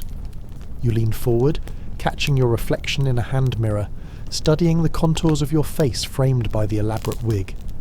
The pale powder softens your features, giving you an otherworldly, almost ethereal appearance, while the subtle rouge adds a hint of life and warmth beneath the white veil. The perfume is the final flourish, an exquisite blend of jasmine, musk and amber, dabbed lightly at the wrists and the hollow of the throat. The scent lingers in the air, an invisible aura that speaks of elegance and subtle power. You breathe it in, feeling it settle upon your skin like a whispered promise. Outside, the distant murmur of carriages arriving signals the approaching arrival of guests. The afternoon social dance is about to begin, a series of calls, visits and receptions where every gesture will be scrutinized, every word weighed.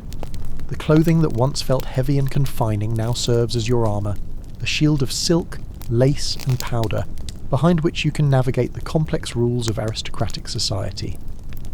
As you prepare to leave the boudoir, you pause for a moment at the door, adjusting the folds of your gown, straightening your posture. The mirror reflects back an image both familiar and foreign, a creation of fabric, powder and patience, poised at the threshold between private and public, between rest and performance. Stepping forward, you enter the wide hallway where the household buzzes softly with anticipation. The day unfolds anew, and with it, the endless ritual of appearances and decorum that defines this world you inhabit. As you leave the boudoir behind, the cool air of the hallway brushes gently against your powdered skin and rustling gowns. The sounds of the household rise subtly around you, soft footsteps on thick carpets, the muted murmur of voices rehearsing polite conversation, the faint clink of china being set for afternoon tea. This corridor, with its high ceilings and tall windows draped in heavy velvet, is a threshold between solitude and society, a passage from the intimate world of preparation to the public stage of aristocratic life. You move deliberately, the vast skirts of your gown swaying with a measured rhythm, the panniers shaping your silhouette into one of grandeur and refinement. The fabric catches the light in ripples of silk and brocade, embroidered with delicate patterns of flowers and vines that speak quietly of wealth and taste. Your powdered wig, perched high and adorned with small ribbons, feels both light and cumbersome, a constant reminder of the expectations resting upon your shoulders.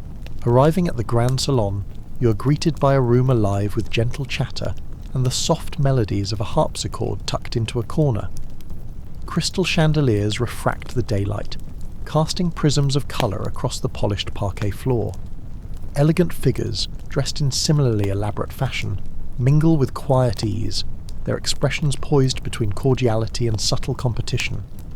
This is a place of alliances and whispers, where every gesture carries meaning and every glance is weighed. You find your place among the circle of acquaintances, your movements controlled and graceful. The fan in your gloved hand opens with a soft rustle, a delicate weapon in the subtle battle of conversation.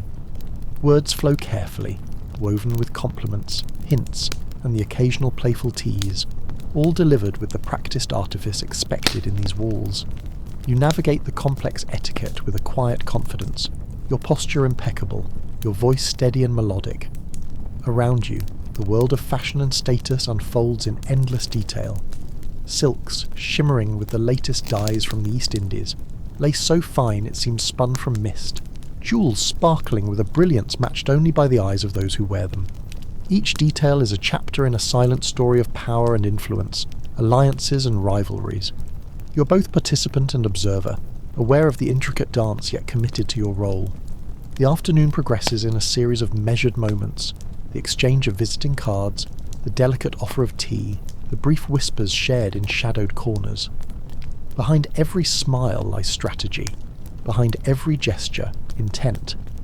And yet, within this ornate theatre, you find moments of genuine connection, a shared laugh, a knowing glance, the warmth of familiarity beneath the layers of artifice.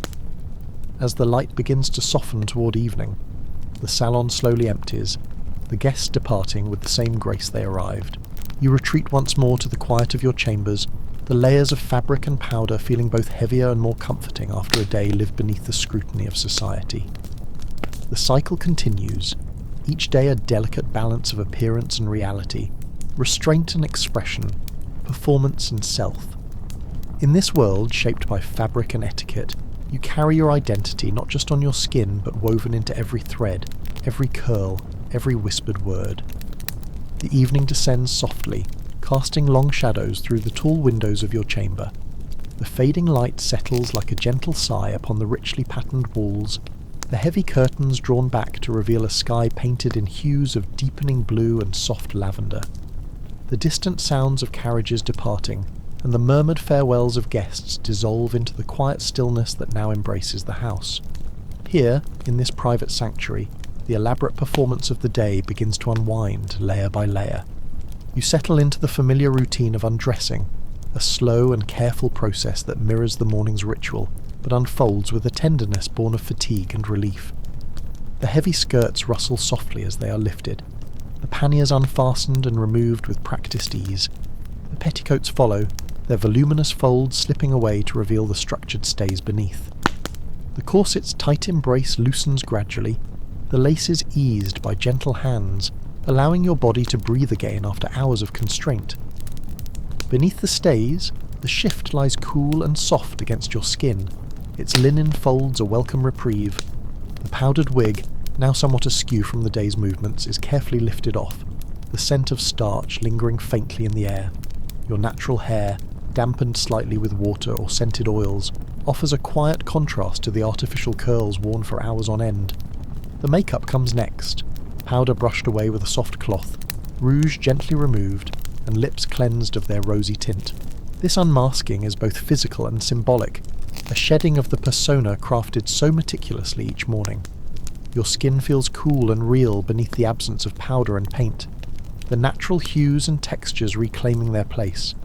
As you slip into the simple nightdress, its loose folds embracing you like a familiar friend, a sense of calm settles over your limbs and mind. The heavy layers that defined your status and role throughout the day give way to the soft, breathable fabrics of rest and solitude. The room grows quieter still, the flicker of candlelight dimming as your attendants retreat, their duties complete until dawn beckons anew. In this moment of quiet intimacy, you reflect on the journey of transformation, the countless threads, fabrics, and rituals woven into the tapestry of daily life in the 1700s. Each garment, each curl, each stroke of makeup is a chapter in the story of identity and society, a dialogue between self and world expressed through the language of dress. The night enfolds you gently, a welcome embrace after the artifice and ceremony of the day. Beneath the linens, beneath the layers, the real self waits patiently, for the morning's light, the rituals return, and the dance to begin again. The quiet morning hours return slowly, bringing with them the soft promise of a new day. Outside your window, the first pale light of dawn seeps into the sky, washing the world in gentle shades of pink and grey. The house remains hushed, the corridors still and empty, save for the faint footsteps of early risers beginning their daily tasks. Within this calm you lie in your bed, the weight of the night's rest still lingering on your limbs, the soft linen sheets cool against your skin. Soon, the familiar sounds of the household stir you, quiet voices exchanging soft greetings, the distant clatter of dishes being prepared, the rustle of silks and brocades as servants ready themselves to attend your morning needs. This awakening is gradual, a slow unfolding that mirrors the careful construction of your daily attire. Your valet or lady's maid enters with a gentle knock, the quiet rustle of fabric announcing their presence. They bring with them the tools of your transformation, fresh linens, scented powders, delicate ribbons and the carefully starched shirts and gowns that await their turn. There is a comforting rhythm in their movements, the practiced precision of hands that know every fold and fastening, every secret of the wardrobe. You rise slowly, your body stretching beneath the soft fabrics, muscles remembering the ease of sleep, even as the mind prepares for the day's rituals. The morning toilette begins once more, the gentle washing of face and hands with cool water scented faintly with rose or lavender, the brushing of hair, natural and unpowdered now, until it gleams softly in the growing light. The corset awaits, laces loosened to welcome your form back into its structured embrace. You breathe deeply as the stays are tightened, the familiar pressure shaping your posture and silhouette, a reminder of the discipline and decorum that govern your world. Layers of shifts and petticoats follow, each one a soft barrier between the outside world and the skin beneath. As the gown is brought forward, rich with embroidery and lace, you feel once more the weight of status and expectation settling upon your shoulders. The fabrics shimmer in the early light, their colours deepened by the morning's freshness. Each stitch, each fold, each ribbon tied with care speaks of a lineage of tradition and refinement, a legacy carried in cloth and thread.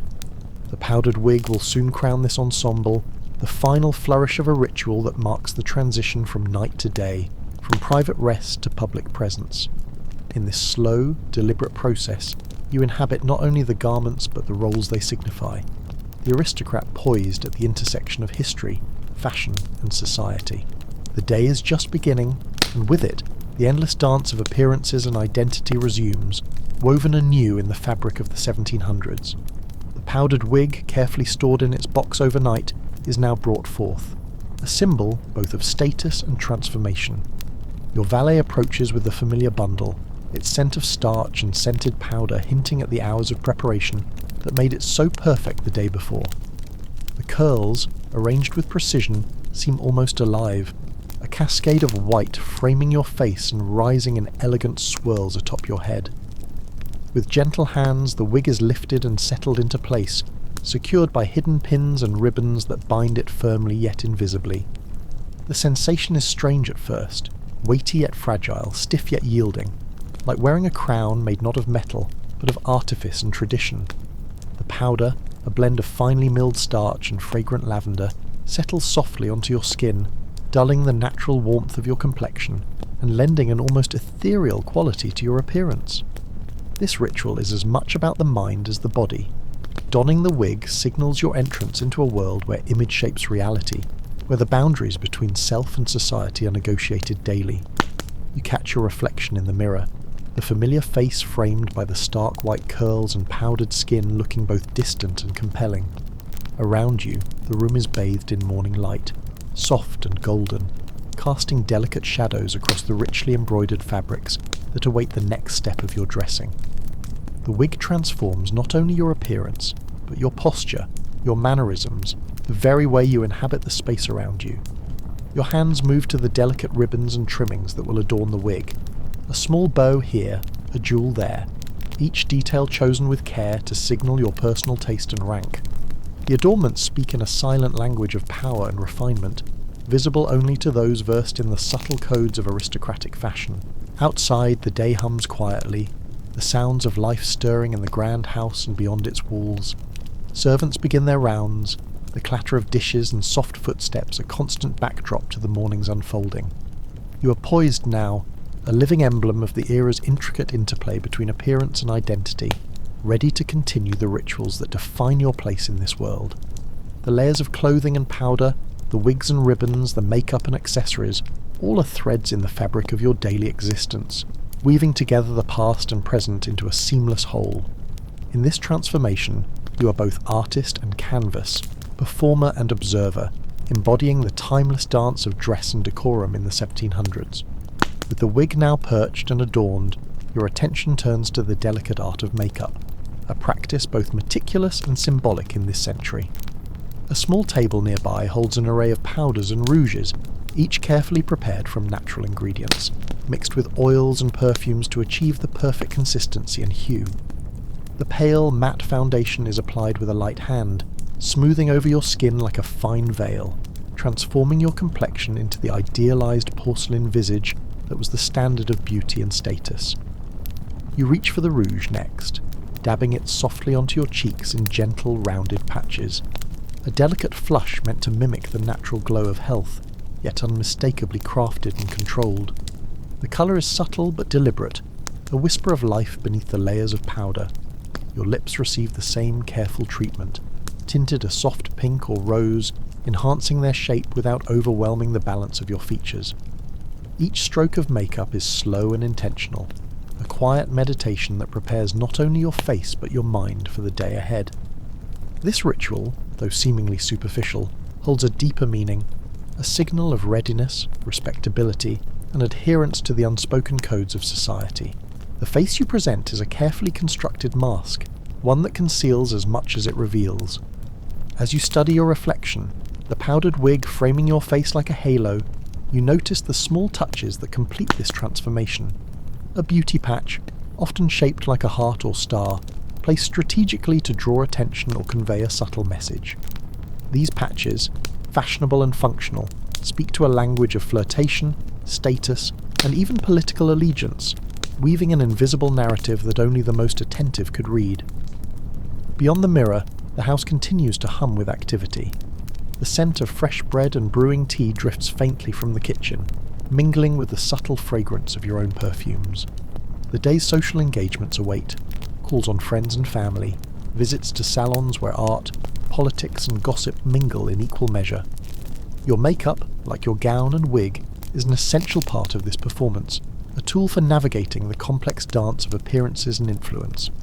In this quiet moment, you are acutely aware of the layers, not only of fabric and powder, but of identity and expectation that define your existence. The 1700s were a world where outward appearance was inseparable from inner life, where the rituals of dress and beauty shaped the very contours of society itself. The final adornments come next, small yet significant details that complete your morning transformation and signal your readiness to meet the world beyond your chambers. From a delicate box lined with velvet, you select the finest gloves, soft kid leather, supple and pale, their seams nearly invisible. Slipping them on, you feel the subtle contrast between the cool smoothness of the leather and the warmth of your skin beneath. Gloves in the 1700s were more than protection or fashion. They were a language of respectability and refinement, an unspoken contract between those who wore them and the society they inhabited. Your hands, now gloved, move to the carefully chosen fan resting nearby. Crafted from ivory and painted silk, its ribs click softly as you open and close it, the fabric whispering like a gentle breeze. The fan is both an accessory and a tool, used to convey subtle signals in the delicate courtship rituals and social dances of the day. Holding it just so, you practice the slow, measured movements that speak of grace, wit, and control. Next, your attention turns to the jewellery. Pearls strung with care, a delicate necklace that rests just above your lace collar, sparkling earrings that catch the light with each turn of your head. Each piece carries meaning, heirlooms passed through generations or tokens from admirers, small treasures that enhance your appearance while anchoring you to your heritage and status. Before stepping out, you adjust the delicate ribbons woven into your wig once more, smoothing a stray curl or repositioning a jewel pin. These final touches, seemingly minor, hold the power to transform your presence entirely, an emblem of meticulous care and cultivated elegance. As you prepare to leave, a final glance in the mirror reveals the culmination of hours of ritual, a figure framed by silks and lace, powdered curls and blushing cheeks, poised between the private self and the public persona. The morning routine of an 18th century aristocrat is not merely about clothing.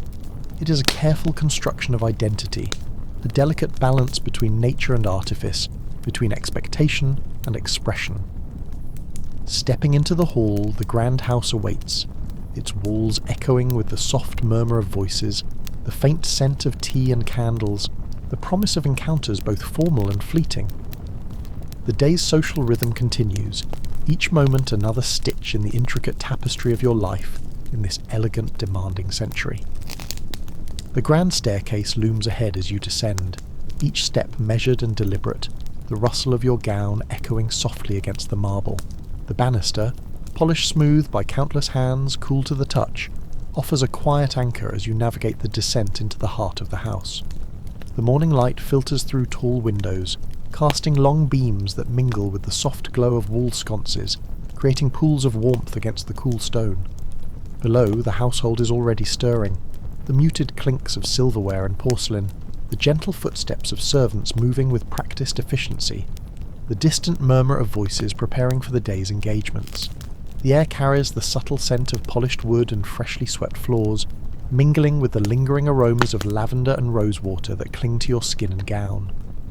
Entering the expansive salon, you find yourself surrounded by familiar faces, gentlemen in tailored coats and powdered wigs, ladies draped in silk and lace, their expressions poised between cordiality and curiosity. The room hums with the low cadence of polite conversation, punctuated by the occasional laughter or the soft plucking of a harpsichord string from the corner. Here, the art of social navigation begins anew, each interaction a thread in the complex fabric of aristocratic life. You move gracefully among the clusters of guests, your fan opening and closing with a subtle rhythm, your gloved hand offering delicate gestures of greeting. The light catches the sparkle of your jewellery, the shimmer of embroidery, the soft sheen of your powdered curls. Every detail contributes to the impression you make, a blend of elegance, confidence and restraint, carefully curated to maintain your standing and influence. In this salon, the nuances of dress and demeanour are not mere vanity. They are tools of power and persuasion. A glance held too long, a misplaced word, an ill-timed gesture, all could ripple through the social web with consequences unseen but deeply felt. Your attire, your makeup, your very posture are languages in themselves, spoken fluently by those who understand the unspoken rules of this world. As conversations ebb and flow, you find moments of quiet connection, a shared smile with an old friend, a whispered compliment exchanged in confidence, the warmth of camaraderie beneath the formalities. These moments, brief and delicate, remind you that beneath the layers of silk and powder, behind the masks of etiquette, lie human hearts and stories woven through time.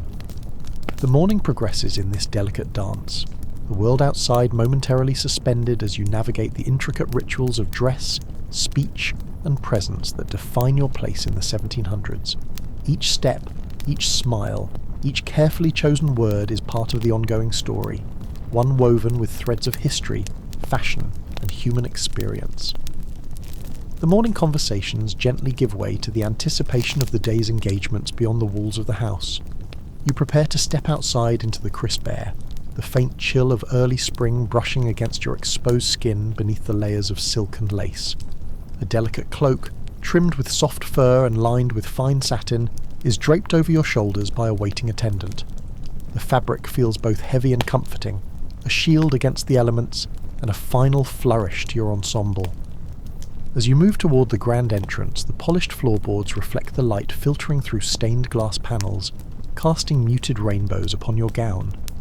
The heavy wooden doors, intricately carved with motifs of leaves and flowers, open slowly, revealing the world beyond, a garden bursting with early blooms and the gentle hum of life awakening to the day. You step out onto the gravel path, the sound of your shoes mingling with the rustle of leaves and the distant song of birds perched high in the ancient oaks. The garden is a masterpiece of order and beauty, meticulously maintained by a team of gardeners whose dedication transforms nature into a stage for aristocratic leisure and contemplation. Paths wind between neatly clipped hedges and vibrant flower beds, their colours muted yet rich under the soft light of morning. Here, amid the carefully curated beauty, you find a moment of respite from the demands of society. The air is fresh, tinged with the scent of blooming roses and damp earth, grounding you in the tangible world beneath the layers of fabric and formality. Your gloved hand brushes lightly against the petals of a nearby flower, a fleeting touch connecting you to the cycles of growth and renewal beyond the confines of the house. As you stroll slowly along the path, your gown sways gently with each step, the weight of silk and embroidery a constant reminder of your place and role. Yet within this rhythm, there is a quiet freedom, the chance to breathe deeply, to feel the sun warm your face, to listen to the natural symphony that continues regardless of human ceremony. The garden, with its blend of art and nature, mirrors the balance you embody each day. the harmony between appearance and reality, the intersection of cultivated grace and inherent humanity. In this space, the layers of identity and expectation briefly soften, allowing a glimpse of the person beneath the powdered wig and embroidered gown. The morning continues its gentle progression, each moment a stitch in the fabric of life in the 1700s, a world where beauty, power and nature intertwine beneath the careful gaze of those who live within its bounds.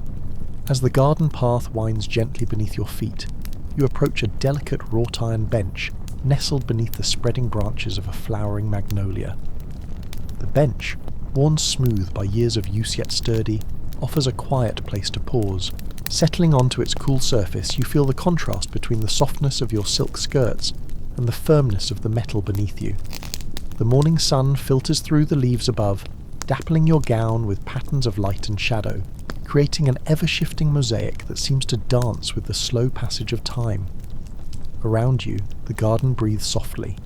Bees hum lazily from blossom to blossom, their movement steady and unhurried.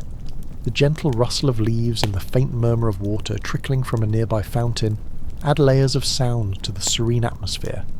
In this moment, the complexities of dress, etiquette, and society fall away, replaced by the simple rhythms of nature and reflection. Your gloved hands rest lightly in your lap, fingers tracing the fine embroidery along your gown's hem, each stitch a testament to the skilled artisans who wove together thread, pattern, and history into this wearable work of art. The textures beneath your fingertips connect you to a world beyond the immediate, the hands that crafted these garments, the traditions that dictated their forms, the countless mornings spent in preparation and display. As you breathe in the cool, fragrant air, your thoughts drift to the intricate balance of your daily life. The layers of clothing, the powdered curls, the subtle makeup, all are threads in a tapestry that defines your identity and status, yet each also constrains and shapes your experience. This garden, with its natural beauty and quiet order, offers a rare moment of peace amidst the structured performance that your world requires. Farther along the path, the soft footsteps of a companion approach, perhaps a friend or confidant, bringing with them the promise of shared conversation and mutual understanding. The sound is gentle, respectful, fitting the decorum of the day, and you prepare to rise and greet them with the grace your upbringing demands. Yet even as you do, a small part of you remains rooted in this serene moment, a reminder that beneath the surface of silk and powder lies a heart seeking connection and meaning beyond the pageantry. The garden remains, a living testament to the era's delicate balance between artifice and nature, a silent witness to the lives that unfold within its bounds. Here, in the quiet interlude between morning and afternoon, the world seems both vast and intimate, inviting you to pause and simply be. Rising from the bench with practiced grace, you smooth the folds of your gown, the soft rustle of silk mingling with the gentle sigh of the morning breeze. Your footsteps retrace the winding path through the garden, each step measured and deliberate, echoing the careful poise instilled in you since childhood. The landscape unfolds around you, ornamental fountains sparkling in the light, neatly trimmed box hedges forming intricate patterns, and clusters of early spring blooms nodding softly in the breeze, their colours muted yet vibrant in the gentle daylight. The garden's tranquillity seems a world apart from the social intricacies that await within the walls of the house, yet here, amid the carefully tended beauty, the threads of your life intertwine. The same attention to detail and decorum that shapes your attire and manners finds its reflection in the cultivated order of these grounds. Nature and artifice, growth and control, freedom and restraint, all balanced delicately in this space where you move as both observer and participant. As you near the garden's exit, the sound of distant carriage wheels draws your attention. The arrival of visitors signals the next phase of your day, a journey beyond the private realm of family and home into the broader stage of society. The prospect stirs a complex mixture of anticipation and calm, a readiness born from the morning's rituals and the certainty of your carefully constructed appearance. Your gloves remain on, the fan tucked delicately into your hand as you step through the wrought iron gates, the scent of flowering jasmine mingling with the fresh air. The carriage waits at the gravel drive, its polished wood gleaming softly, horses restless but restrained. As you ascend into the carriage, the world outside the garden fades momentarily, replaced by the gentle sway of the vehicle and the quiet murmur of the driver's commands. The journey ahead is both physical and symbolic, a passage from the intimate spaces of home and garden into the public arenas of salons, theatres and assemblies. Each destination demands its own nuances of dress and demeanour, yet the morning's preparations remain the foundation upon which all else is built.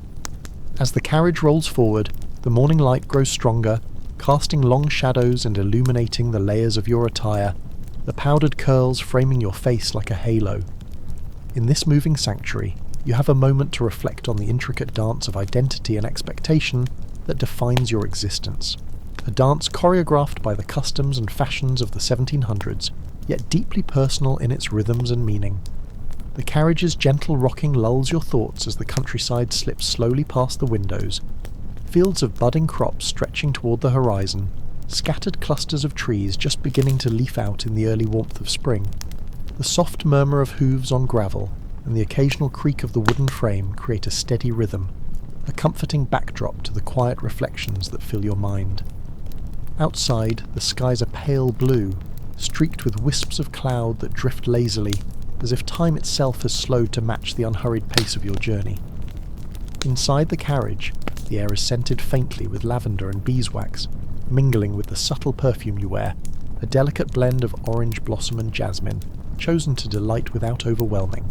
The soft rustle of your gown accompanies every movement, the layers of silk and lace whispering secrets of the artisans who crafted them, the countless hours spent in careful stitching and embroidery. Each stitch holds a story, a fragment of the life you lead within this world of elegance and expectation. As the carriage nears its destination, your mind turns to the significance of the place you're about to enter, the grand salon, alive with the murmur of conversation and the clinking of teacups, will welcome you soon, a stage where appearance and behaviour weave the intricate tapestry of social standing. Here, the powdered wig, the carefully applied makeup, and the rich fabrics serve not only to dazzle, but to communicate your place within the delicate hierarchy. You adjust the fan in your gloved hand, feeling its smooth ivory ribs beneath your fingers. The fan, an extension of your gestures and expressions, will speak in subtle codes throughout the afternoon, an elegant language understood by those who share your world. Your thoughts drift to the art of conversation, the dance of words and glances that shape alliances, friendships, and rivalries in equal measure. The moment approaches to step out of the carriage, to transition from the private sphere of your morning preparations to the public realm of social performance. Yet beneath the layers of clothing and powdered curls lies a quiet awareness of the complexity of this life, the interplay between appearance and reality, freedom and constraint, self and society. As the carriage slows and the doors open, you take a deep breath, feeling the cool air mingle with the warmth that your elaborate dress retains.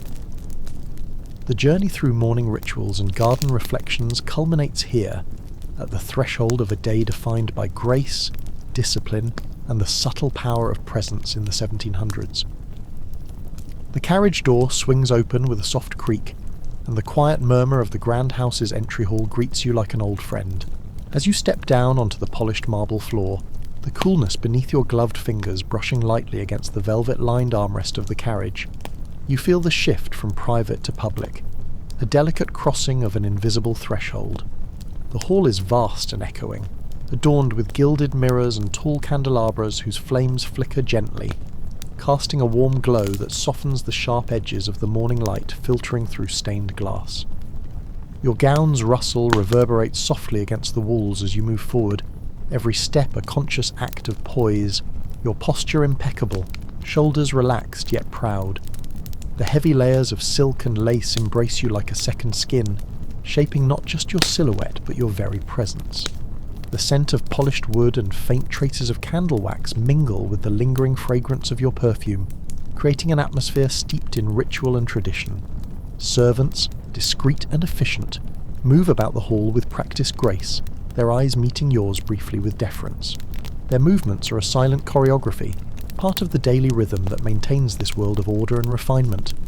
You pass portraits of ancestors long gone, their eyes seeming to watch over the passage of time, reminding you of the legacy you carry and the expectations that come with it. As you make your way toward the drawing room, the distant murmur of voices rises, a mixture of laughter, conversation, and the faint notes of a harpsichord. The sound draws you onward, a gentle invitation to rejoin the social dance that defines this world. Each moment has led to this: the careful application of makeup, the layering of garments, the settling of the wig, the quiet walks through gardens, all woven together into the fabric of your identity.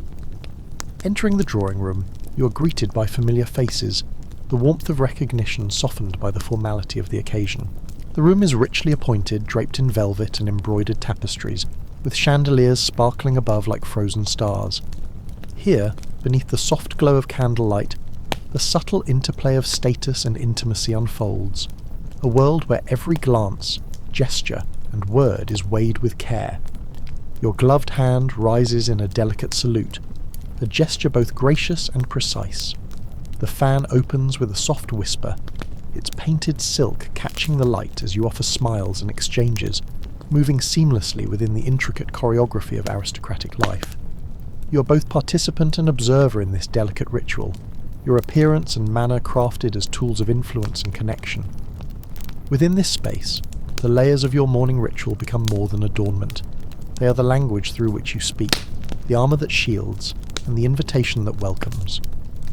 The 1700s world of dress and decorum is alive here, vibrant and demanding, a testament to the power of appearance in shaping the course of a day and a life. The hours in the drawing room unfold slowly, like the petals of a delicate flower revealing themselves to the soft morning light. Conversations weave in and out, punctuated by laughter that rises and falls like a gentle tide. The scent of beeswax candles mingles with the subtle fragrance of fresh flowers, arranged carefully in porcelain vases, their petals catching the flickering light and casting soft shadows on the polished wood floors. You listen attentively, the low hum of voices creating a soothing background, a steady rhythm to accompany the quiet clinking of porcelain teacups. Your gown, layered and intricate, seems to settle around you, the weight of silk and lace grounding you even as your thoughts drift through the nuances of conversation. You exchange pleasantries, your fan fluttering softly, a subtle gesture here, a gentle tilt of the head there, each movement deliberate and meaningful. The language of etiquette is spoken fluently in this room, a delicate dance where every expression carries significance. To laugh too loudly would be improper, to speak too little, a missed opportunity. The powdered wig frames your face perfectly, the curls catching the light, shadows playing across the carefully powdered skin beneath.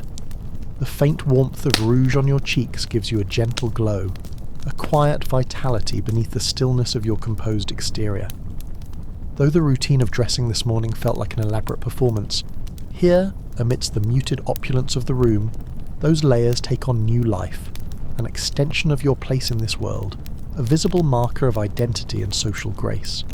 Around you, the room is alive with small details, the gleam of a pearl necklace, the shimmer of embroidered gloves, the subtle sparkle of a diamond ring catching the light with every motion.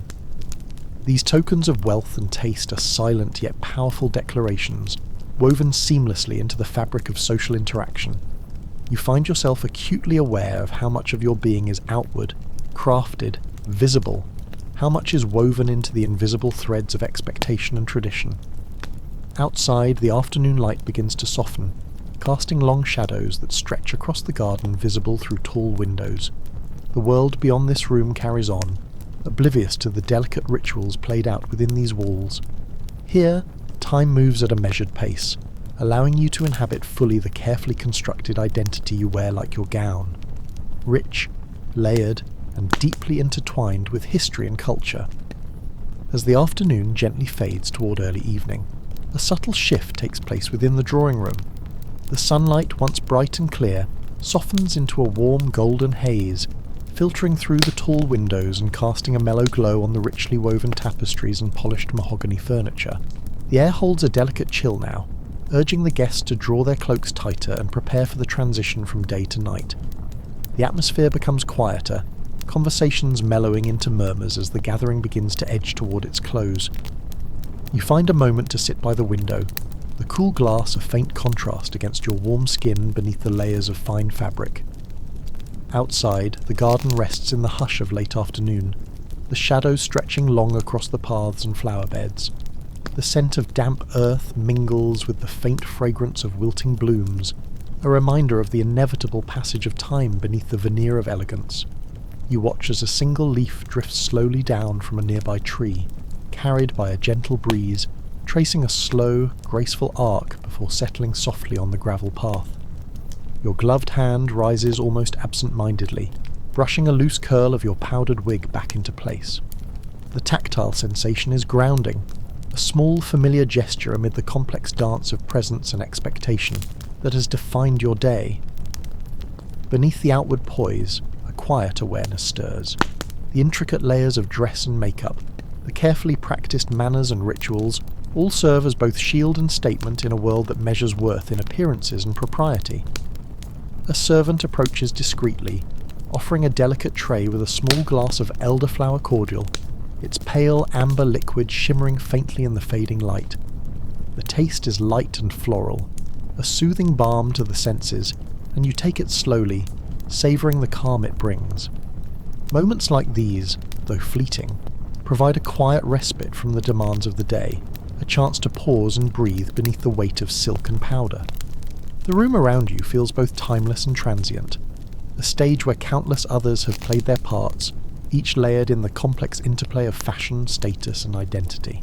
In this moment of stillness, you glimpse the subtle melancholy woven through it all, a recognition that beneath the grandeur lies a delicate balance, fragile and ever-shifting. As the evening draws near, the preparations for the next phase of the day begin anew, yet for now you remain here by the window, wrapped in the soft fading light, a figure poised between past and present, appearance and reality, caught in the gentle unfolding of life in the 1700s. The evening calls you onward, the distant sounds of a harpsichord tuning and faint footsteps echoing through the corridors signalling the preparations for the night's gathering. You rise from your seat by the window, the silk of your gown whispering softly as it moves, the layers shifting gently with your every step. The powdered wig sits perfectly atop your head, its delicate curls framing your face like a carefully sculpted halo, while the subtle scent of rosewater lingers around you, a fragrant reminder of the rituals you completed hours before. Your reflection catches your eye briefly in a gilded mirror hanging nearby, a portrait of calm composure and elegance. Yet behind the serene expression lies the quiet weariness of the day's demands. Dressing in the 1700s is more than clothing oneself. It is a ceremony, an art form practiced daily with patience and precision. The layers you wear are not merely fabric, but statements of wealth, of taste, of place within the intricate hierarchy of aristocracy. A maid approaches to assist with the final touches. A delicate pin here, a lace cuff adjusted there, each movement deft and respectful, part of a well-rehearsed routine that underscores the intimacy and formality of your world. Makeup, too, must be refreshed. A gentle powder dusts your face, softening shadows and renewing the subtle rosy glow that marks health and vitality. The lips, lightly tinted, offer a quiet promise of grace and approachability. You move toward the door, feeling the weight of your skirt and the cool brush of silk beneath your arms. The evening awaits, a social dance that demands both presence and poise, where the art of conversation and the elegance of appearance intertwine to shape alliances and impressions. As you step through the doorway, the warm glow of candlelight spills forth, casting long shadows and bathing the room in a soft golden light. The hall beyond is already alive with the murmur of voices and the gentle clink of glasses. Guests mingle in their own intricate choreography of manners, each gesture and glance carrying meaning. Your entrance is noted with subtle nods and smiles, an acknowledgement of your place within this world, a place earned through ritual, patience, and the unending care given to the art of dress. In this moment, the layers of silk, lace, powder, and perfume become more than adornment. They are the language through which you engage with the world, a silent conversation of status, grace, and identity, unfolding beneath the flickering candlelight of an 18th century evening. The evening's gathering flows like a slow, deliberate dance, each movement choreographed with care and subtlety. The chandeliers overhead scatter light like liquid gold, illuminating the faces of those around you in warm, flickering glimmers. The room hums with polite conversation, soft laughter, and the occasional delicate note from the harpsichord tucked in a corner. You navigate through the sea of familiar figures, your silk skirts whispering against the polished floors, your gloved hand occasionally brushing the fine embroidery of your gown as you engage in gentle gestures of greeting and acknowledgement. Each interaction is measured, the art of conversation a skill honed over years of practice. Your fan, an elegant extension of your expression, opens and closes with a soft flutter, punctuating your words or offering silent signals understood only by those well versed in the nuanced language of courtship and diplomacy. Behind your composed smile, you feel the weight of the expectations placed upon you, to appear gracious, intelligent, and poised, to maintain the delicate balance between warmth and reserve. The powdered wig, meticulously styled and lightly scented, carries the faint hint of lavender, a subtle reassurance amid the swirl of perfumes and candle smoke filling the room. Your cheeks hold the gentle flush of rouge, carefully applied to mimic the natural glow of health, while smoothing the pale canvas of your powdered skin. The scent of your perfume, a blend of jasmine and orange blossom, follows you like a whispered secret, leaving an impression as fleeting as it is unforgettable. As the evening progresses, the layers of your dress, the coiffed curls of your wig, and the delicate makeup become part of an elaborate performance, one that communicates your place in society and the role you're destined to play. The richness of fabric and intricacy of lace are not mere decoration but symbols of power, privilege, and connection, woven into the very fabric of the 18th century aristocratic world. Amid the sparkling crystal and gleaming silver, you find moments of quiet reflection, fleeting intervals where the noise of the gathering fades just enough for you to notice the delicate balance of beauty and burden that these layers represent. You're both adorned and encased, presented and constrained, a living embodiment of a world where every detail carries meaning and every gesture holds weight. The evening continues to unfold around you, a tapestry of light and shadow, sound and silence, appearance and truth. And as the night deepens, the ritual of dress and demeanour remains at the heart of it all, guiding your steps through the intricate dance of aristocratic life. As the evening deepens, the tempo of the gathering subtly shifts. The once lively chatter softens into more intimate conversations, the notes of the harpsichord now gentle and slow, weaving a delicate backdrop that seems to suspend time itself. Candle flames flicker softly, casting elongated shadows that dance across the richly adorned walls, the gilded frames and velvet drapes lending the room an almost dreamlike quality. Your footsteps pause momentarily on the polished floor as you take in this transformation, feeling the weight of the evening's grace settle upon you like a familiar cloak. The layers of your gown, heavy with brocade and trimmed in fine lace, whisper quietly as you move, their soft rustle blending with the subdued murmurs around you. You sense the cooling air beginning to settle, a delicate contrast to the warmth held beneath your embroidered bodice and the powdered curls resting gently upon your shoulders. Each element of your attire carries the quiet stories of the artisans who crafted them, the countless hours of patient hands shaping fabric, thread, and powder into a carefully curated identity. Nearby, a silver tray bearing crystal glasses filled with elderflower cordial glints in the candlelight.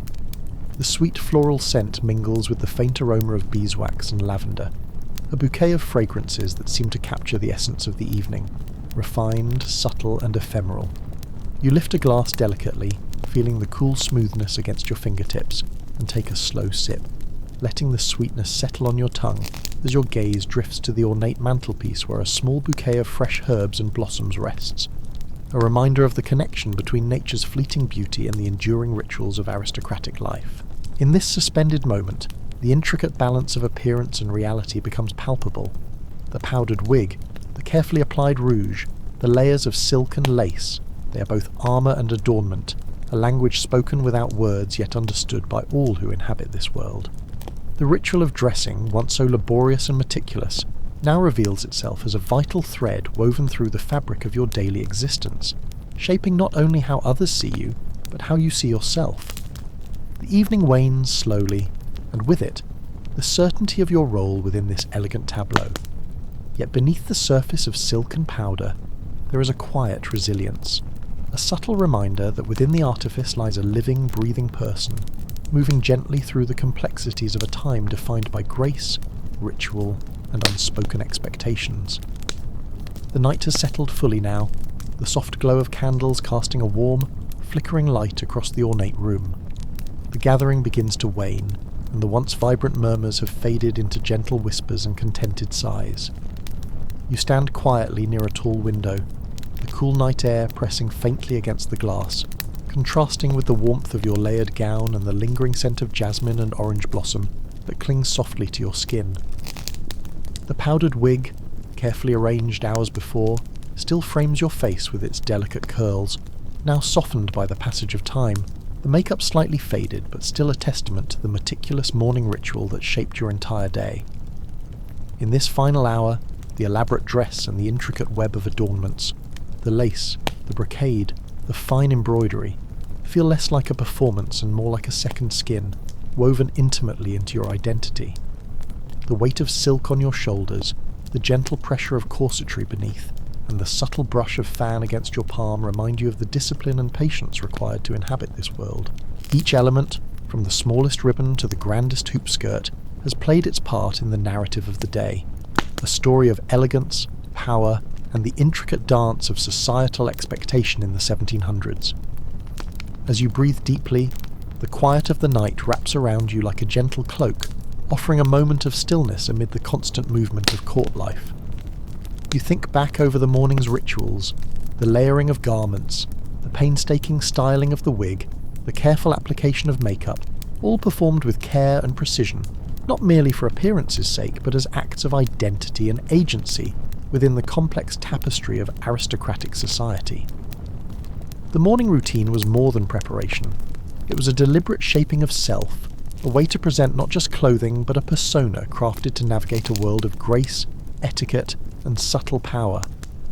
The flickering candlelight dances softly on the walls, shadows lengthening and merging into the quiet darkness beyond.